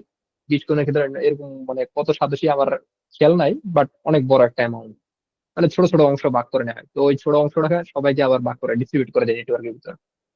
তো আমরা দেখলাম যে এটা স্কেলেবিলিটি ইস্যু আছে প্রুফ অফ ওয়ার্কের কারণে। হাই এনার্জি কনজাম্পশন, কারণ অনেক বেশি ক্যালকুলেশন করতে হয়, যার কারণে অনেক প্রসেসিং পাওয়ার লাগে। সিকিউরিটি ইস্যু হচ্ছে 51% অ্যাটাক হওয়ার পসিবিলিটি আছে। 51% অ্যাটাক বলতে বুঝেছি এই যে হ্যাশিং অ্যালগোরিদম গুলো জেনারেট হইতেছে, ধরে নিই সাপোজ এমন কোন সুপার কম্পিউটার আবিষ্কার হইলো যে এই পুরো হ্যাশ ব্লকটার কোন একটা মেকানিজম সে চেঞ্জ করে সবগুলোকে ভ্যালিডেট করে ফেলছে উইথিন 10 মিনিটের ভিতর। তো যেটা আসলে বর্তমান সময় মানে অলমোস্ট ইম্পসিবল, বর্তমান সময় এমন কোনো কম্পিউটার বা কোনো আবিষ্কারই হয় নাই। তো ভবিষ্যতে যদি এমন হওয়া পসিবল হয়, তাহলে 51% অ্যাটাকের মাধ্যমে সেই ক্রিপ্টোকারেন্সি ফল হয়ে যেতে পারে, লাগিয়েছে বিটকয়েন। যদি ভবিষ্যতে এমন কোনো কম্পিউটার আবিষ্কার করা হয় যার মাধ্যমে হইতেছে পুরো নেটওয়ার্কের সমস্ত বিটকয়েনের transaction history hash function validate করতে পারবে উইদিন 10 মিনিটের ভিতরে, তাহলে তার মানে ওই ব্যাংক ব্যালেন্স, যে একটা ওয়ালেট আছে ওয়ালেটে তার বিটকয়েন হিউজ পরিমাণ বাড়ায় নিতে পারবে। কিন্তু এতে ঝামেলা হবে যে পুরো বিটকয়েনটা ফল হয়ে যাবে 51% অ্যাটাক হওয়ার সাথে সাথে। তো এটা হচ্ছে একটা ইস্যু প্রুফ অফ ওয়ার্কের ক্ষেত্রে। কিন্তু প্রুফ অফ স্টেকের ক্ষেত্রে ইস্যুটা রিজলভ করা হয়েছে, যেটা ইথারিয়াম ইউজ করছে। ইথারিয়ামের 1 ভার্সনে তাদের ছিল প্রুফ অফ ওয়ার্ক, কিন্তু তারা হচ্ছে প্রুফ অফ স্টেক চলে গেছে। এবার আসি, যেহেতু আমরা দেখলাম ট্রানজেকশনের ক্ষেত্রে পাবলিক কি এবং প্রাইভেট কি ইউজ করা হয়, আর প্রাইভেট কিটাও একটা কাইন্ড অফ হ্যাশিং ফাংশনের মাধ্যমে জেনারেট করা হয়। তো আমি যদি আমার প্রাইভেট কিটা একবার ভুলে যাই, এখানে কোনো ফরগেট পাসওয়ার্ড করার কোনো ওয়ে নাই। তো এটাই সবচেয়ে বড় ইস্যু। তো এই কারণে এমন নিউজ আমি আজ থেকে প্রায় 6-7 বছর বা তারও আগে একবার শুনছিলাম যে বেশ কিছু ইউজার মানে বিটকয়েন কিনে রাখছিল সেই সময়, কিন্তু তারা তাদের অ্যাকাউন্টে প্রাইভেট কি ভুলে গেছে। তো যেহেতু প্রাইভেট কি ভুলে গেছে আর এটার কোনো ফরগেট পাসওয়ার্ডের কোনো ওয়ে নাই, ওই অ্যাকাউন্টের বিটকয়েন ওইভাবে রয়ে গেছে। এরকম বহু নিউজ আছে, এমনকি আমি নিজেও আমারটা ভুলে গেছি, যদি আমার এখানে ছিল রাফলি প্রায় 50 থেকে 60 হাজার সাতোশি ছিল আর কি আমার অ্যাকাউন্টে, আমি আমার প্রাইভেট কি ভুলে গেছি। একটা কয়েন বেসের একটা ছিল, আরেকটা ছিল হইতেছে মেটাফক্সের, ওটাতে রাফলি প্রায় $80 থেকে $90 ছিল। মানে ওই কয়েনটাকে সেই সময় আমি ডলার কনভার্সন করছিলাম কয়েন বেসের মাধ্যমে, ইয়াতে বিনান্সে চেক দেওয়া যায় আর কি যে এক এক সময় ক্রিপ্টোকারেন্সি প্রাইস কত থাকে। তো সেই সময় আমি যখন কিনছিলাম রাফলি মানে $100 দিয়ে কিনছিলাম। তারপর সেটা কিছু খরচ করার পর যেটা আমার কাছে হোল্ড করা ছিল প্রায় $70 থেকে $80। কিন্তু মানে আমি যে যে হোল্ড করে রাখছিলাম আমার প্রাইভেট কিটা ভুলে গেছি সেটা কোথায় ছিল, আর আমার নিজের মনে ছিল না। মেনলি আমি সবকিছু ভুলে যাই। তো যার কারণে ওই $80 আর ইউজ করার কোনো ওয়ে নাই। তো এটা হচ্ছে সবচেয়ে বড় ইস্যু। প্রাইভেট কি যে একবার বলে যায় ফরগেট পাসওয়ার্ড করার কোনো ওয়ে নাই, তো যার কারণে যত টাকা আছে ওটা আজীবনে থেকে যাবে। এরপর হচ্ছে স্টোরেজ ইস্যু। তো যেহেতু এই যে লেনদেন গুলো হইতেছে, এই লেনদেন গুলো কোথাও না কোথাও সেভ করে রাখতে হয়। আর যেহেতু সেভ করে রাখতে হয়, সেটা হচ্ছে যে এই নোটগুলো কপি রাখে তাদের কম্পিউটারে বা ইয়াদের সিস্টেমে সেভ থাকে এক একটা কপি। তো এই কপি গুলো যদি বলি, এখনো পর্যন্ত যে পরিমাণ ট্রানজেকশন হয়েছে, শুধু ট্রানজেকশনের হ্যাশ ভ্যালুর সাইজই হইতেছে প্রায় 500 GB রাফলি, আরো বাড়তেছে। সো ডেটাবেজের একটা ইস্যু আছে।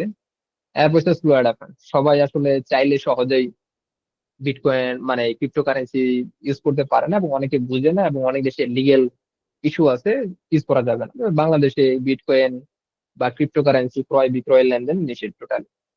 অন্যান্য এরকম কিছু দেশ আছে তাদের আর কি বিটকয়েন কেনা বেচা নিষেধ, আবার অনেক দেশ দেয়, আবার অনেক দেশে দেখা যায় তাদের রুলস কিছু চেঞ্জ করতে হয়। যেমন দুবাইয়ের ক্ষেত্রে তাদের ক্রিপ্টোকারেন্সি এলাও আছে, বাট প্রতিনিয়ত তাদের রুলস কিছু চেঞ্জ করে আর কি, যে কত ক্রিপ্টোকারেন্সি আপনি ইউজ করতে পারবেন বা করতে পারবেন না, এবং করলে কি দিতে হবে না দিতে হবে, মানে প্রতিনিয়ত তাদের রুলসটা চেঞ্জ করতে হয়।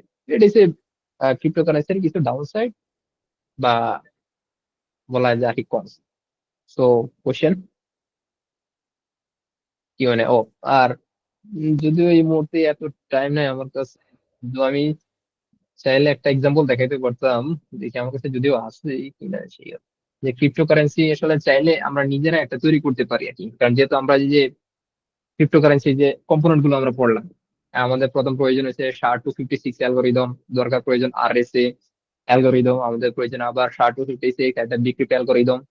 অ্যালগোরিদম মধ্যে আমাদের ডাটা গুলোকে সিকিউর করতে হবে। এরপর একটা হচ্ছে ওয়ালেট প্রয়োজন, যে ওয়ালেটকে ভ্যালিডেট ওয়ালেট হতে হবে, এবং ডাটা একবার যখন দেওয়া হবে সেটা যেন আর ম্যানিপুলেশন না করা যায়।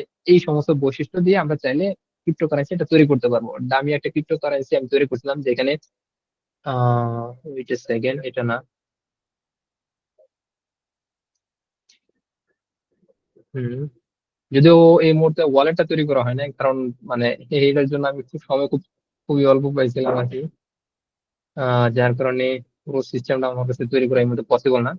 বাট হ্যাঁ, ব্লক চেইন শব্দটা অনেক শুনতে ফ্যান্সি ফ্যান্সি মনে হলেও আহ যেহেতু আমরা কনসেপ্টের ক্লিয়ার হয়েছি, আমরা চাইলে ইজিলি ব্লক চেইন তৈরি করতে পারবো। কিন্তু ব্লক চেইন তৈরি করার পরে যে সবাই ইউজ করা সব এরকম বিষয় না, এটাকে আমাদের ডিসেন্ট্রালাইজ এবং ডিস্ট্রিবিউটেড করতে হবে। অর্থাৎ সবগুলো কন্টিনেন্ট বা কান্ট্রিতে এটা ছড়াই দিতে হবে।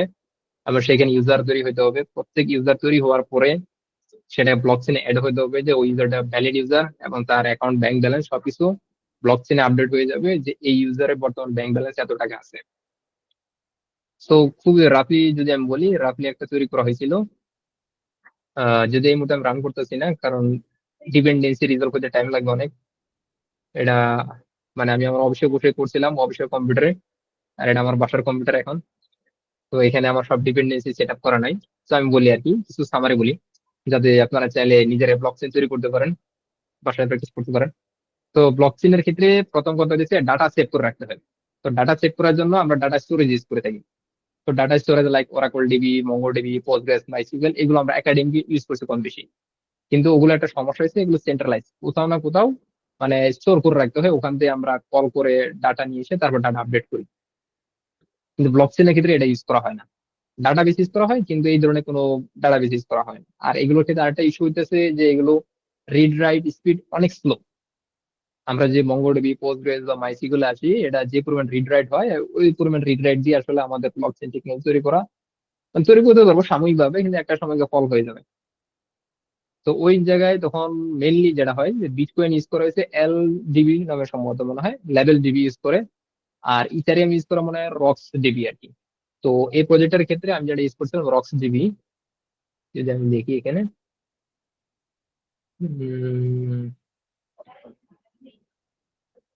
লম্বক ওয়েব সকেট প্রজেক্ট, হ্যাঁ, রক্স ডিবি।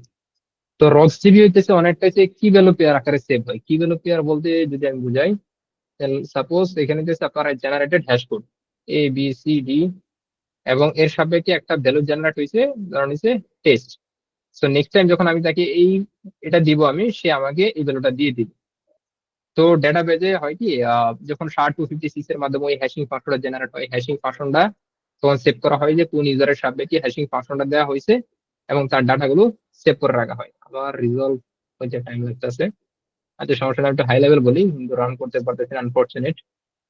সো শুরু থেকে যদি আমরা ইমপ্লিমেন্ট করছি একটা ব্লক তৈরি করার জন্য, ব্লকের ইন্ডেক্স, প্রত্যেকটা ব্লকের একটা ইন্ডেক্স নাম্বার আছে, টাইম স্ট্যাম্প মানে ব্লকটা কখন তৈরি করা হয়েছে, প্রিভিয়াস ব্লকের হ্যাশ, এবং হচ্ছে এই হ্যাশ বলতে হচ্ছে কারেন্ট ব্লক, যে ব্লকটা এই ব্লকের হ্যাশ, তারপর হচ্ছে ডাটা, এবং নস বলতেছে ওই যে র্যান্ডম নাম্বারের মধ্যে আমাদের হ্যাশ ব্লকটা ভ্যালিডেট করা, তারপর হচ্ছে ট্রানজেকশন।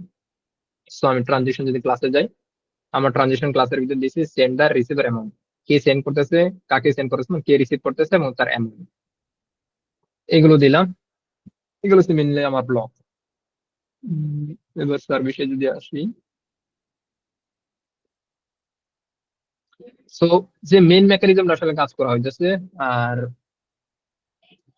তো যখন কোনো আমার এই ব্লকচেইন টেকনোলজিতে নতুন কোনো অ্যাকাউন্ট খোলা হইতেছে, অ্যাকাউন্ট খোলার সাথে সাথে ব্লকচেইন অটোমেটিকলি সেখানে তার ব্লকচেইন আপডেট করে নিবে যে ঠিক আছে নতুন একটা অ্যাকাউন্ট খোলা হয়েছে, এবং এই ব্লকচেইন যারা ইউজ করছে তাদের কাছে ইমিডিয়েট একটা নোটিফিকেশন চলে যাবে যে হ্যাঁ নতুন ইউজার ক্রিয়েট হয়েছে, তার হ্যাশ কোড হয়েছে এটা, এবং সেই ইউজারের ব্যাংক ব্যালেন্স এত টাকা, এটা জেনারেট হয়ে থাকবে। তো যখনই নতুন কোনো ইউজার এখানে অ্যাড হবে, সাথে সাথে হ্যাশ কোড সেভ হতে থাকবে, এবং ওই হ্যাশ কোডে উল্লেখ করা থাকবে তার আগের যে যে ছিল অ্যাকাউন্ট ক্রিয়েট করছে তার হ্যাশ কোড।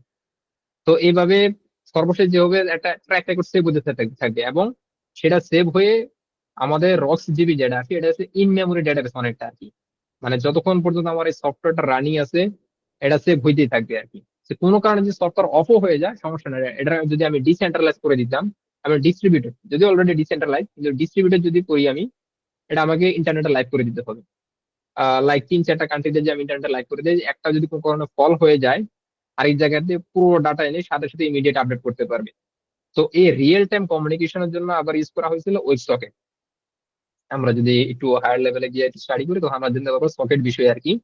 যে ওয়েব সকেটের কাজ কি হইতেছে, মানে ইমিডিয়েট যা কিছু ঘটবে ইমিডিয়েট নোটিফিকেশন পেয়ে যাবে, আপনার রিকোয়েস্ট করতে হবে না, রিকোয়েস্ট করার আগে সে আপনাকে জানাই দিবে যে হ্যাঁ ঠিক আছে নতুন একজন ইউজার ক্রিয়েট হয়েছে, তার সে ট্রানজেকশন করছে, তার ট্রানজেকশন হিস্ট্রি এটা, তার জেনারেটেড হ্যাশ কোড এটা, সে আপনাকে ইমিডিয়েট জানাই দিবে আর কি। আর ডেটাবেজের কনফিগারেশন আছে, হাই লেভেল ওভারভিউ। সো আমি প্রজেক্ট, আচ্ছা এখানে মেনলি প্রোগ্রামিং এ কারা কারা আর কি ইন্টারেস্টেড, লাইক জাভা? জি। জি স্যার, ইন্টারেস্টেড। সো যদি ইন্টারেস্টেড হন আমি এটা দিয়ে দেবো। আসলে এটার সাথে একাডেমিকে তেমন কোনো সম্পর্ক নাই, মানে লাইক যে আমাদের যে কোর্স মডিউল দেওয়া আছে ব্লকচেনের কনসেপ্ট বা টপিক শেষ হয়ে গেছে, কিন্তু এই ইউজ কেসের ভিতর দিয়ে চ্যালেঞ্জেস অফ ব্লকচেন, কিন্তু এটা যেটা হচ্ছে এডিশনাল বা বোনাস, যারা আসলে যে চাই যে আমরা নিজেরা ব্লকচেন তৈরি করব, আমাদের নিজেদের একটা ক্রিপ্টো ওয়ালেট, এখানে কিন্তু ক্রিপ্টো ওয়ালেট ইমপ্লিমেন্ট করা হয়নি, কারণ সময় আমি খুবই অল্প পাইছি বলতে গেলে, অ্যাপ্রক্সিমেটলি 3 থেকে 4 ঘন্টা মোরলেস সব মিলে। তো ওরকম ইমপ্লিমেন্ট করা হয়নি। তবে মেন মেকানিজম হচ্ছে এটাই যে এখানে যখন কোনো ট্রানজেকশন হয় ওয়েবসকেট প্রোগ্রামিং এর মাধ্যমে ইজিলি চলে যায় আর কি, ওই জায়গায় যতদিন ইউজার আছে সবাই আপডেট পেয়ে যায়, এবং এটা একটা হ্যাশ কোড জেনারেট যে হয়, হ্যাশ কোডটা আমি দেখাই। হ্যাশ কোড ফাংশনটা এই যে। সো লাকিলি বা ভালো পয়েন্ট হইতেছে, পুরো হ্যাশ ফাংশন যে মেকানিজম আমরা করলাম SHA-256, এটা ম্যানুয়ালি আমার ইমপ্লিমেন্ট করতে হয় না, ল্যাঙ্গুয়েজ ইটসেলফ মানে প্রত্যেকটা প্রোগ্রামিং ল্যাঙ্গুয়েজ, সেটা পাইথন হোক, জাভা স্ক্রিপ্ট হোক, বা আর হোক, সুইফট হোক, ডার্ট হোক, লুয়া হোক, প্রত্যেকটা ল্যাঙ্গুয়েজের SHA-256, MD5, RSA, এটসেক এই সমস্ত অ্যালগোরিদম গুলো তারা ইমপ্লিমেন্ট করে রাখে। মানে যারা এই ল্যাঙ্গুয়েজ গুলো তৈরি করে আর কি, তারাই তাদের একটা দল থাকে আলাদা সিকিউরিটির জন্য আর কি, যে ল্যাঙ্গুয়েজ আসলে সিকিউর, তখন তারা এই সমস্ত সিকিউরিটির অনেক অ্যালগোরিদম লিখে রাখে আর কি। তো আপনার কাজ হচ্ছে জাস্ট আপনি তাকে বলেন যে ভাই আমার লাগবে কোন অ্যালগোরিদম, ঠিক আছে এখানে আমি বলে দিচ্ছি যে আমার এই মুহূর্তে লাগবে SHA-256 অ্যালগোরিদম, সে অ্যালগোরিদম দিয়ে দিবে আমাকে। তারপর আমি বলছি আমি যে ডাটাটা দিব, এই যে আমার ডাটাটা ইনপুট হিসেবে, সেই ডাটাটাকে আপনি ওই হ্যাশিং ফাংশনের ভিতর দিয়ে নিয়ে যান, হ্যাশিং ফাংশন নিয়ে যাওয়ার পরে সে আমাকে বাইটস এ রিটার্ন করবে, বাইটসে যেটা রিটার্ন করবে সেটাকে আমাকে হেক্সাডেসিমেলে কনভার্ট করতে হবে, হেক্সাডেসিমেলে কনভার্ট করলে সে আমাকে হ্যাশ ফাংশন দিবে। যদি এখানে আমি শিওর আছে, এখানে একটু রান করে আমি দেখাই দেখি, আশা করি করা যাবে। এটা শুধু হচ্ছে হ্যাশিং ফাংশন আমি দেখাই দিচ্ছি আপাতত, আর পুরো ব্লক চেনটা কোডটা আমি দিয়ে দিব না। চাইলে ম্যানুয়ালি বাসায় ট্রাই করতে পারেন। Public PSBM public static void main. So এটা যেহেতু static function as out, so এখানে আমার একটা জেনারেট হ্যাশ ফাংশন, ঠিক আছে। জেনারেট হ্যাশ ফাংশন এক্সপেক্টেড করতেছে একটা ভ্যালু, এটা যেহেতু স্ট্রিং ডাবল কোট নাম দিলাম, দেখি সে আসলে কি হ্যাশ ফাংশনটা জেনারেট করে এবং করতে পারে কিনা দেখি।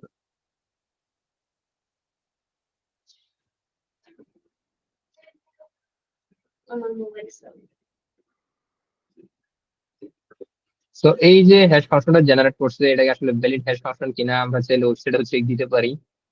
আমাদের যে ওয়েবসাইট আছে, লাইক এখানে একটা ওয়েবসাইট আছে,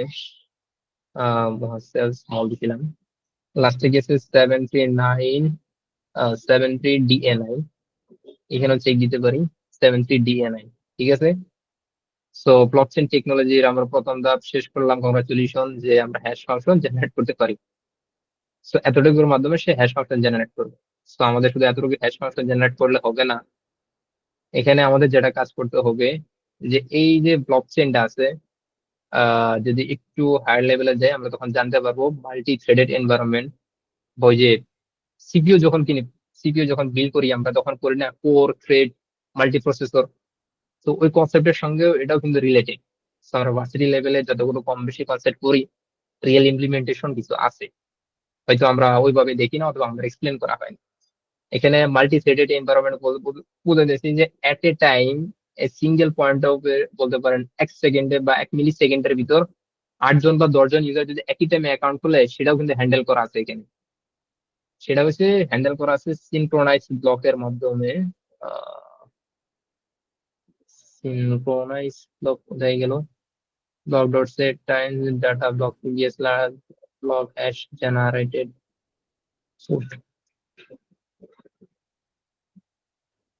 ওকে, ব্লকচেন ব্লক ভ্যালু, এই যে এখানে আছে। আহ, এটা মিস্টেক আছে, যাক, সমস্যা নাই। এটা হচ্ছে মেইনলি মানে যারা এখানে ব্লকচেন অ্যাকাউন্ট খুলবে তারা আপডেট পেয়ে যাবে আর ইমিডিয়েট, মানে কেউ অ্যাকাউন্ট খোলার সাথে সাথে আপডেট পেয়ে যাবে। আর একজন ইউজার একবারই আপডেট পাবে, দুইবার পাবে না, ওটা আর কি হ্যান্ডেল করা হয়েছে সিনক্রোনাইজ মাধ্যমে। তো এটা আমার আসলে ইয়াতো হ্যান্ডেল করার দরকার ছিল, যে ট্রানজেকশনের ক্ষেত্রে, মানে এট এ টাইম যদি 10 জন বা 20 জন ইউজার তৈরি করে তাদেরটার ক্ষেত্রেও যেন হ্যান্ডেল করা যায় ওই সিনক্রোনাইজ সিস্টেম যে আমরা এখানে ইউজ করি, তাহলে হবে। তো এখানে যেটা মেনলি হইতেছে কি, যখন কোনো ডাটা দেওয়া হয়, আমি রান করতে পারবো কিনা আশা করি, দেখি রান করতে যাওয়ার কথা, দেখি ব্লক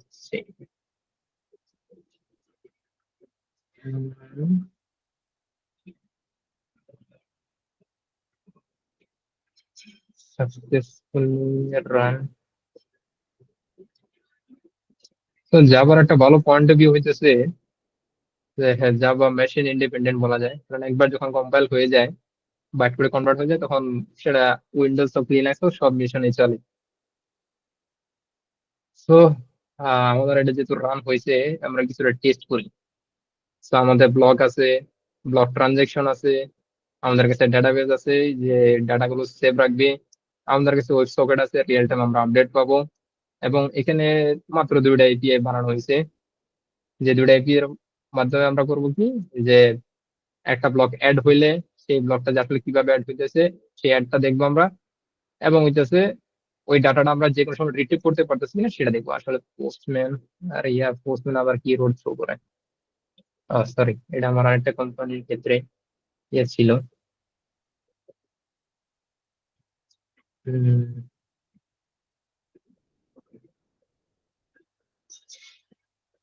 মানে সময় খুব অল্প, আর এই হয়ে গেল।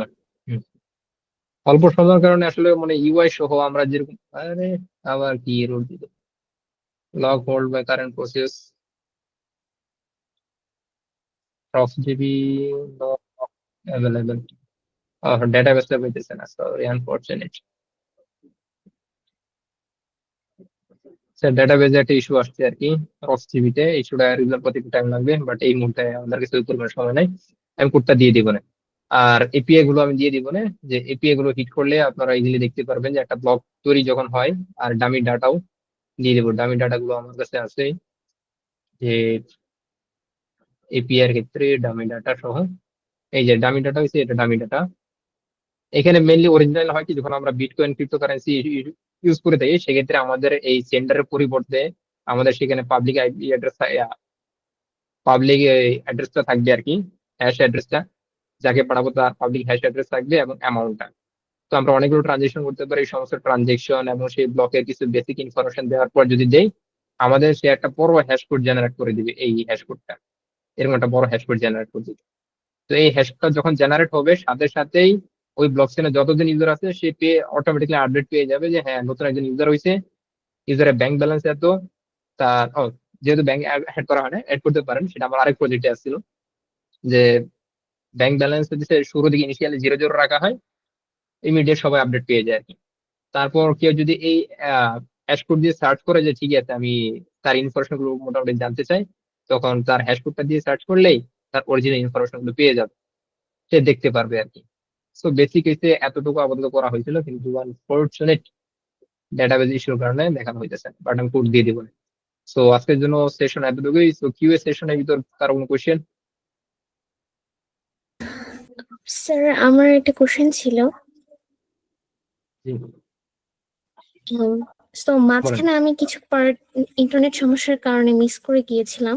তো আমার ইমপ্লিমেন্টেশন নিয়ে একটা কোশ্চেন ছিল, যদি আমি সাপোজ একটা অ্যাপ ডেভেলপমেন্ট করতে চাচ্ছি, যেখানে একটা সেলার ইন্টারফেস থাকবে, একটা বায়ার ইন্টারফেস থাকবে। তো আমি যেহেতু ব্লক চেইনটা মোর সিকিউর ট্রানজাকশনের জন্য, তো এখানে আমি হচ্ছে আমার যদি আমি ব্লক চেইন ইমপ্লিমেন্ট করতে চাই, তো আমার ইউজার এন্ডে হচ্ছে তারা কি কি জিনিস দেখবে, আর আমার ডেভেলপমেন্ট এন্ডে ডেভেলপার হিসেবে আমার কি কি জিনিস হচ্ছে ইমপ্লিমেন্ট করা উচিত, এটার যদি একটা হোল সামারি দিতেন অ্যাপের ক্ষেত্রে।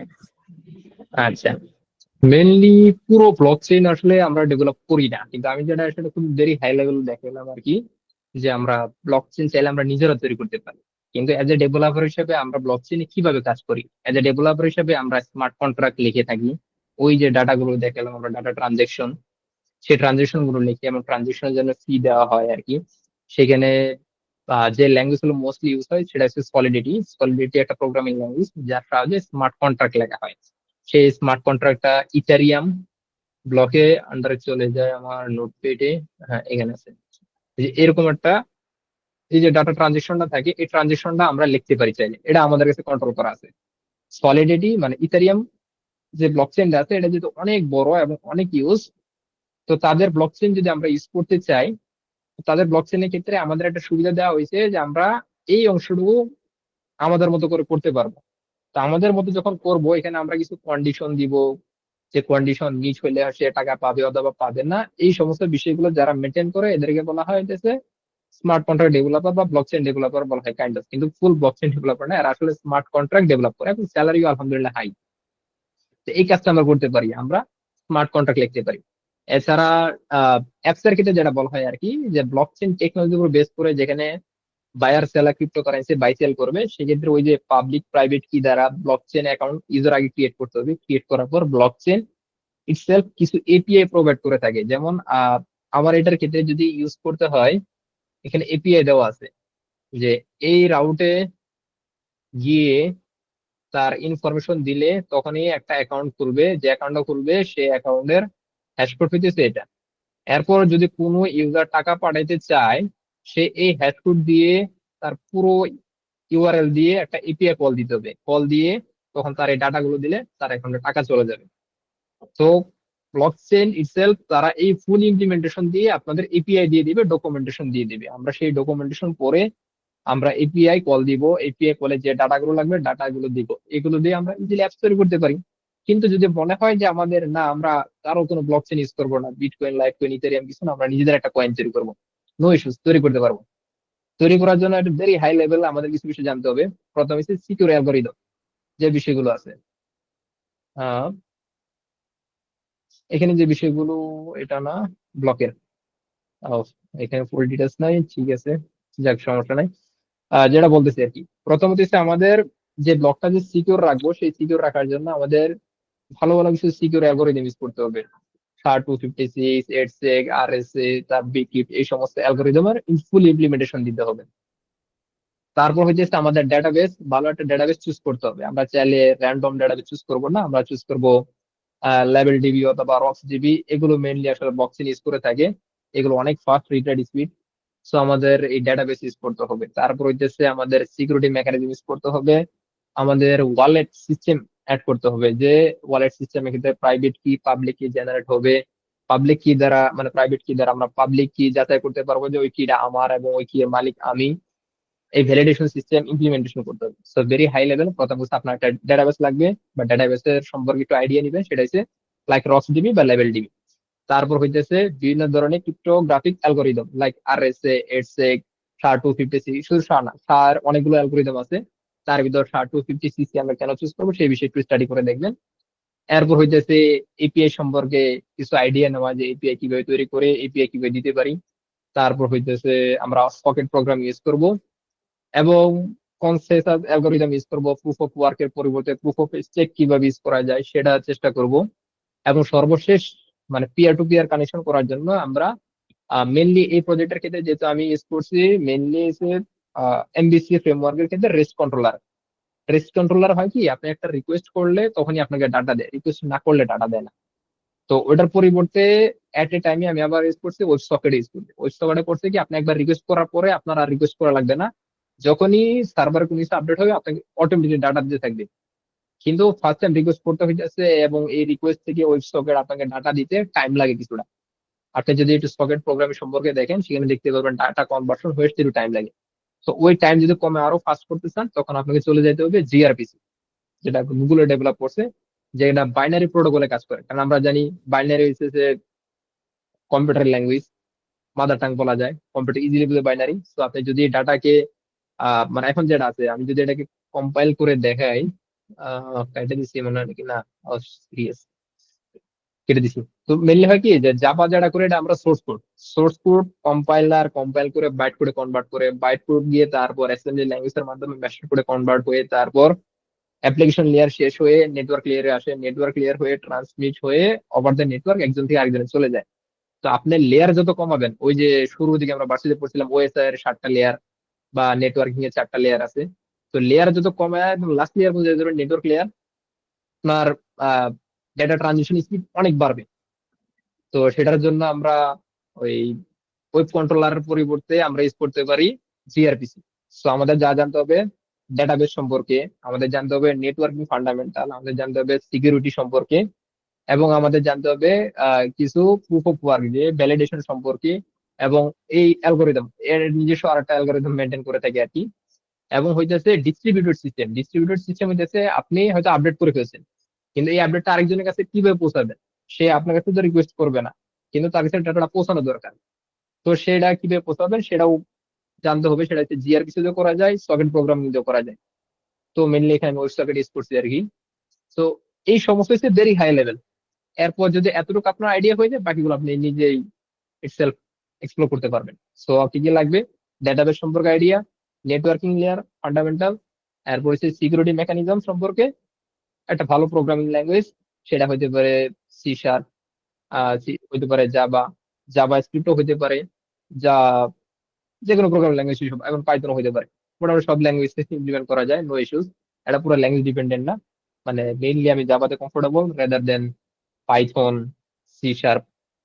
তো এই কারণে মানে আমার কাজে যেহেতু আমি জাভা ফুল স্ট্যাক ডেভেলপার, জাভাতে কমফোর্টেবল, এই জাভাতে আমি কোড করে বেশি, বাট জাভা স্ক্রিপ্ট পাইথনও টুকটাক কোড করতে হয়। তো আগে ল্যাঙ্গুয়েজ জানা, ডেটাবেস সম্পর্কে জানা, নেটওয়ার্কিং ফান্ডামেন্টাল, ক্রিপ্টোগ্রাফিক, তারপর হইতেছে আর ডিপ্লয়মেন্ট। হ্যাঁ, মোটামুটি এই 5টা জিনিস জানলে ব্লকচেন স্টার্ট করে দিতে পারবেন। থ্যাংক ইউ, বুঝতে পেরেছি। ওকে, আর কার কোন কোশ্চেন? ভাইয়া, এখানে যে আপনি একটা ওয়ার্ড ইউজ করছিলেন, ওয়ার্ড নামের একটা ওয়ার্ড ইউজ করছিলেন, যেমন ওই যে 64, হ্যাঁ, হুম। ওই ওয়ার্ডটা মানে কি মিন করছেন? লাইক অ্যাসেম্বলি ল্যাঙ্গুয়েজে তো সাইজ মিন করার জন্য ওয়ার্ড ইউজ করা হয়, তো ওই ওয়ার্ডটা না না না কোন না, ওয়ার্ড ওটা ছিল? না না, ওটা কোনো সাইজ নাই, এটা আসলে জাস্ট যেমন কেবি, এমবি, জিবি এগুলো আসলে কি বোঝায়, এগুলো একটা সাইজ, ইউনিট। সো ওই আচ্ছা, ওয়ার্ড আর difficult- ইউনিট। আচ্ছা, আর ডিফিকাল্টিটা কি র্যান্ডম হয়, যেমন আহ, এটার কাছে 5 পেয়েছিলেন? না, সেটা হচ্ছে যেমন এই যে আমরা যদি যখন যারা এটা ব্লকচেনটা তৈরি করে তারা একটা ডিফাইন করে থাকে, এবং ওইটার জন্য আলাদা একটা তারা সিস্টেম জেনারেট করে, আলাদা একটা ফাংশন লেখে যাতে ডিফিকাল্টি এটা কিছুটা চেঞ্জ হয়। এখন আমি 5 লিখছি, হয়তো দেখা গেল এখনকার কম্পিউটার সাপেক্ষে ক্যালকুলেশন করতে ডিফিকাল্ট, কিন্তু 10 বছর পর টেকনোলজি অনেক উন্নত হবে, তখন দেখা যাবে যে চুটকিতেই তারা ক্যালকুলেশন করে ফেলছে। তো আমার এটা তখন আরেকটু বাড়াইতে হবে। কিন্তু আমরা জানি একবার যখন কোনো একটা ব্লকচেন ডিপ্লয়েড হয়ে যায়, ওটা যখন ডিস্ট্রিবিউটেড হয়ে যায় ওটা সহজে চেঞ্জ করা যায় না। তাহলে আমার ওই সিস্টেমটা এমন করতে হবে যে সময়ের সাপেক্ষে সাপেক্ষে ডিফিকাল্টিসটা যেন কিছুটা বাড়ে, মানে হুট করে এত বাড়ানো যাবে না যেটা আসলে ক্যালকুলেশন করাই যাবে না।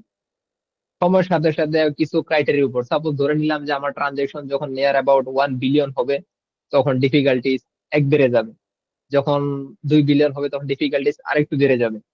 মানে এইভাবে আপনি ট্র্যাকও করতে পারবেন আর কি, যে আপনার ট্রানজেকশন আচ্ছা, যখন 1 লাস্ট বিলিয়ন হয়েছে কোশ্চেন। তখন ডিফিকাল্টিস বেড়ে যাবে। Last question. আচ্ছা, লাস্ট কোশ্চেন হচ্ছে আপনার প্রাইভেট প্রাইভেট ব্লকচেন আর পাবলিক ব্লকচেন এই দুই ক্ষেত্রেই কি গ্যাস ফি দরকার হয়? প্রাইভেটের ক্ষেত্রে I am not sure, but পাবলিকের ক্ষেত্রে হয়।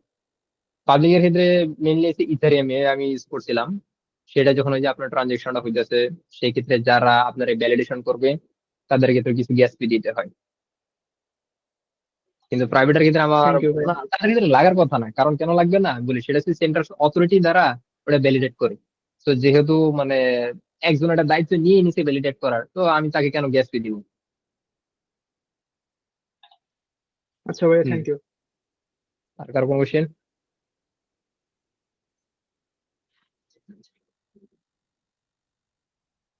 এনিমন?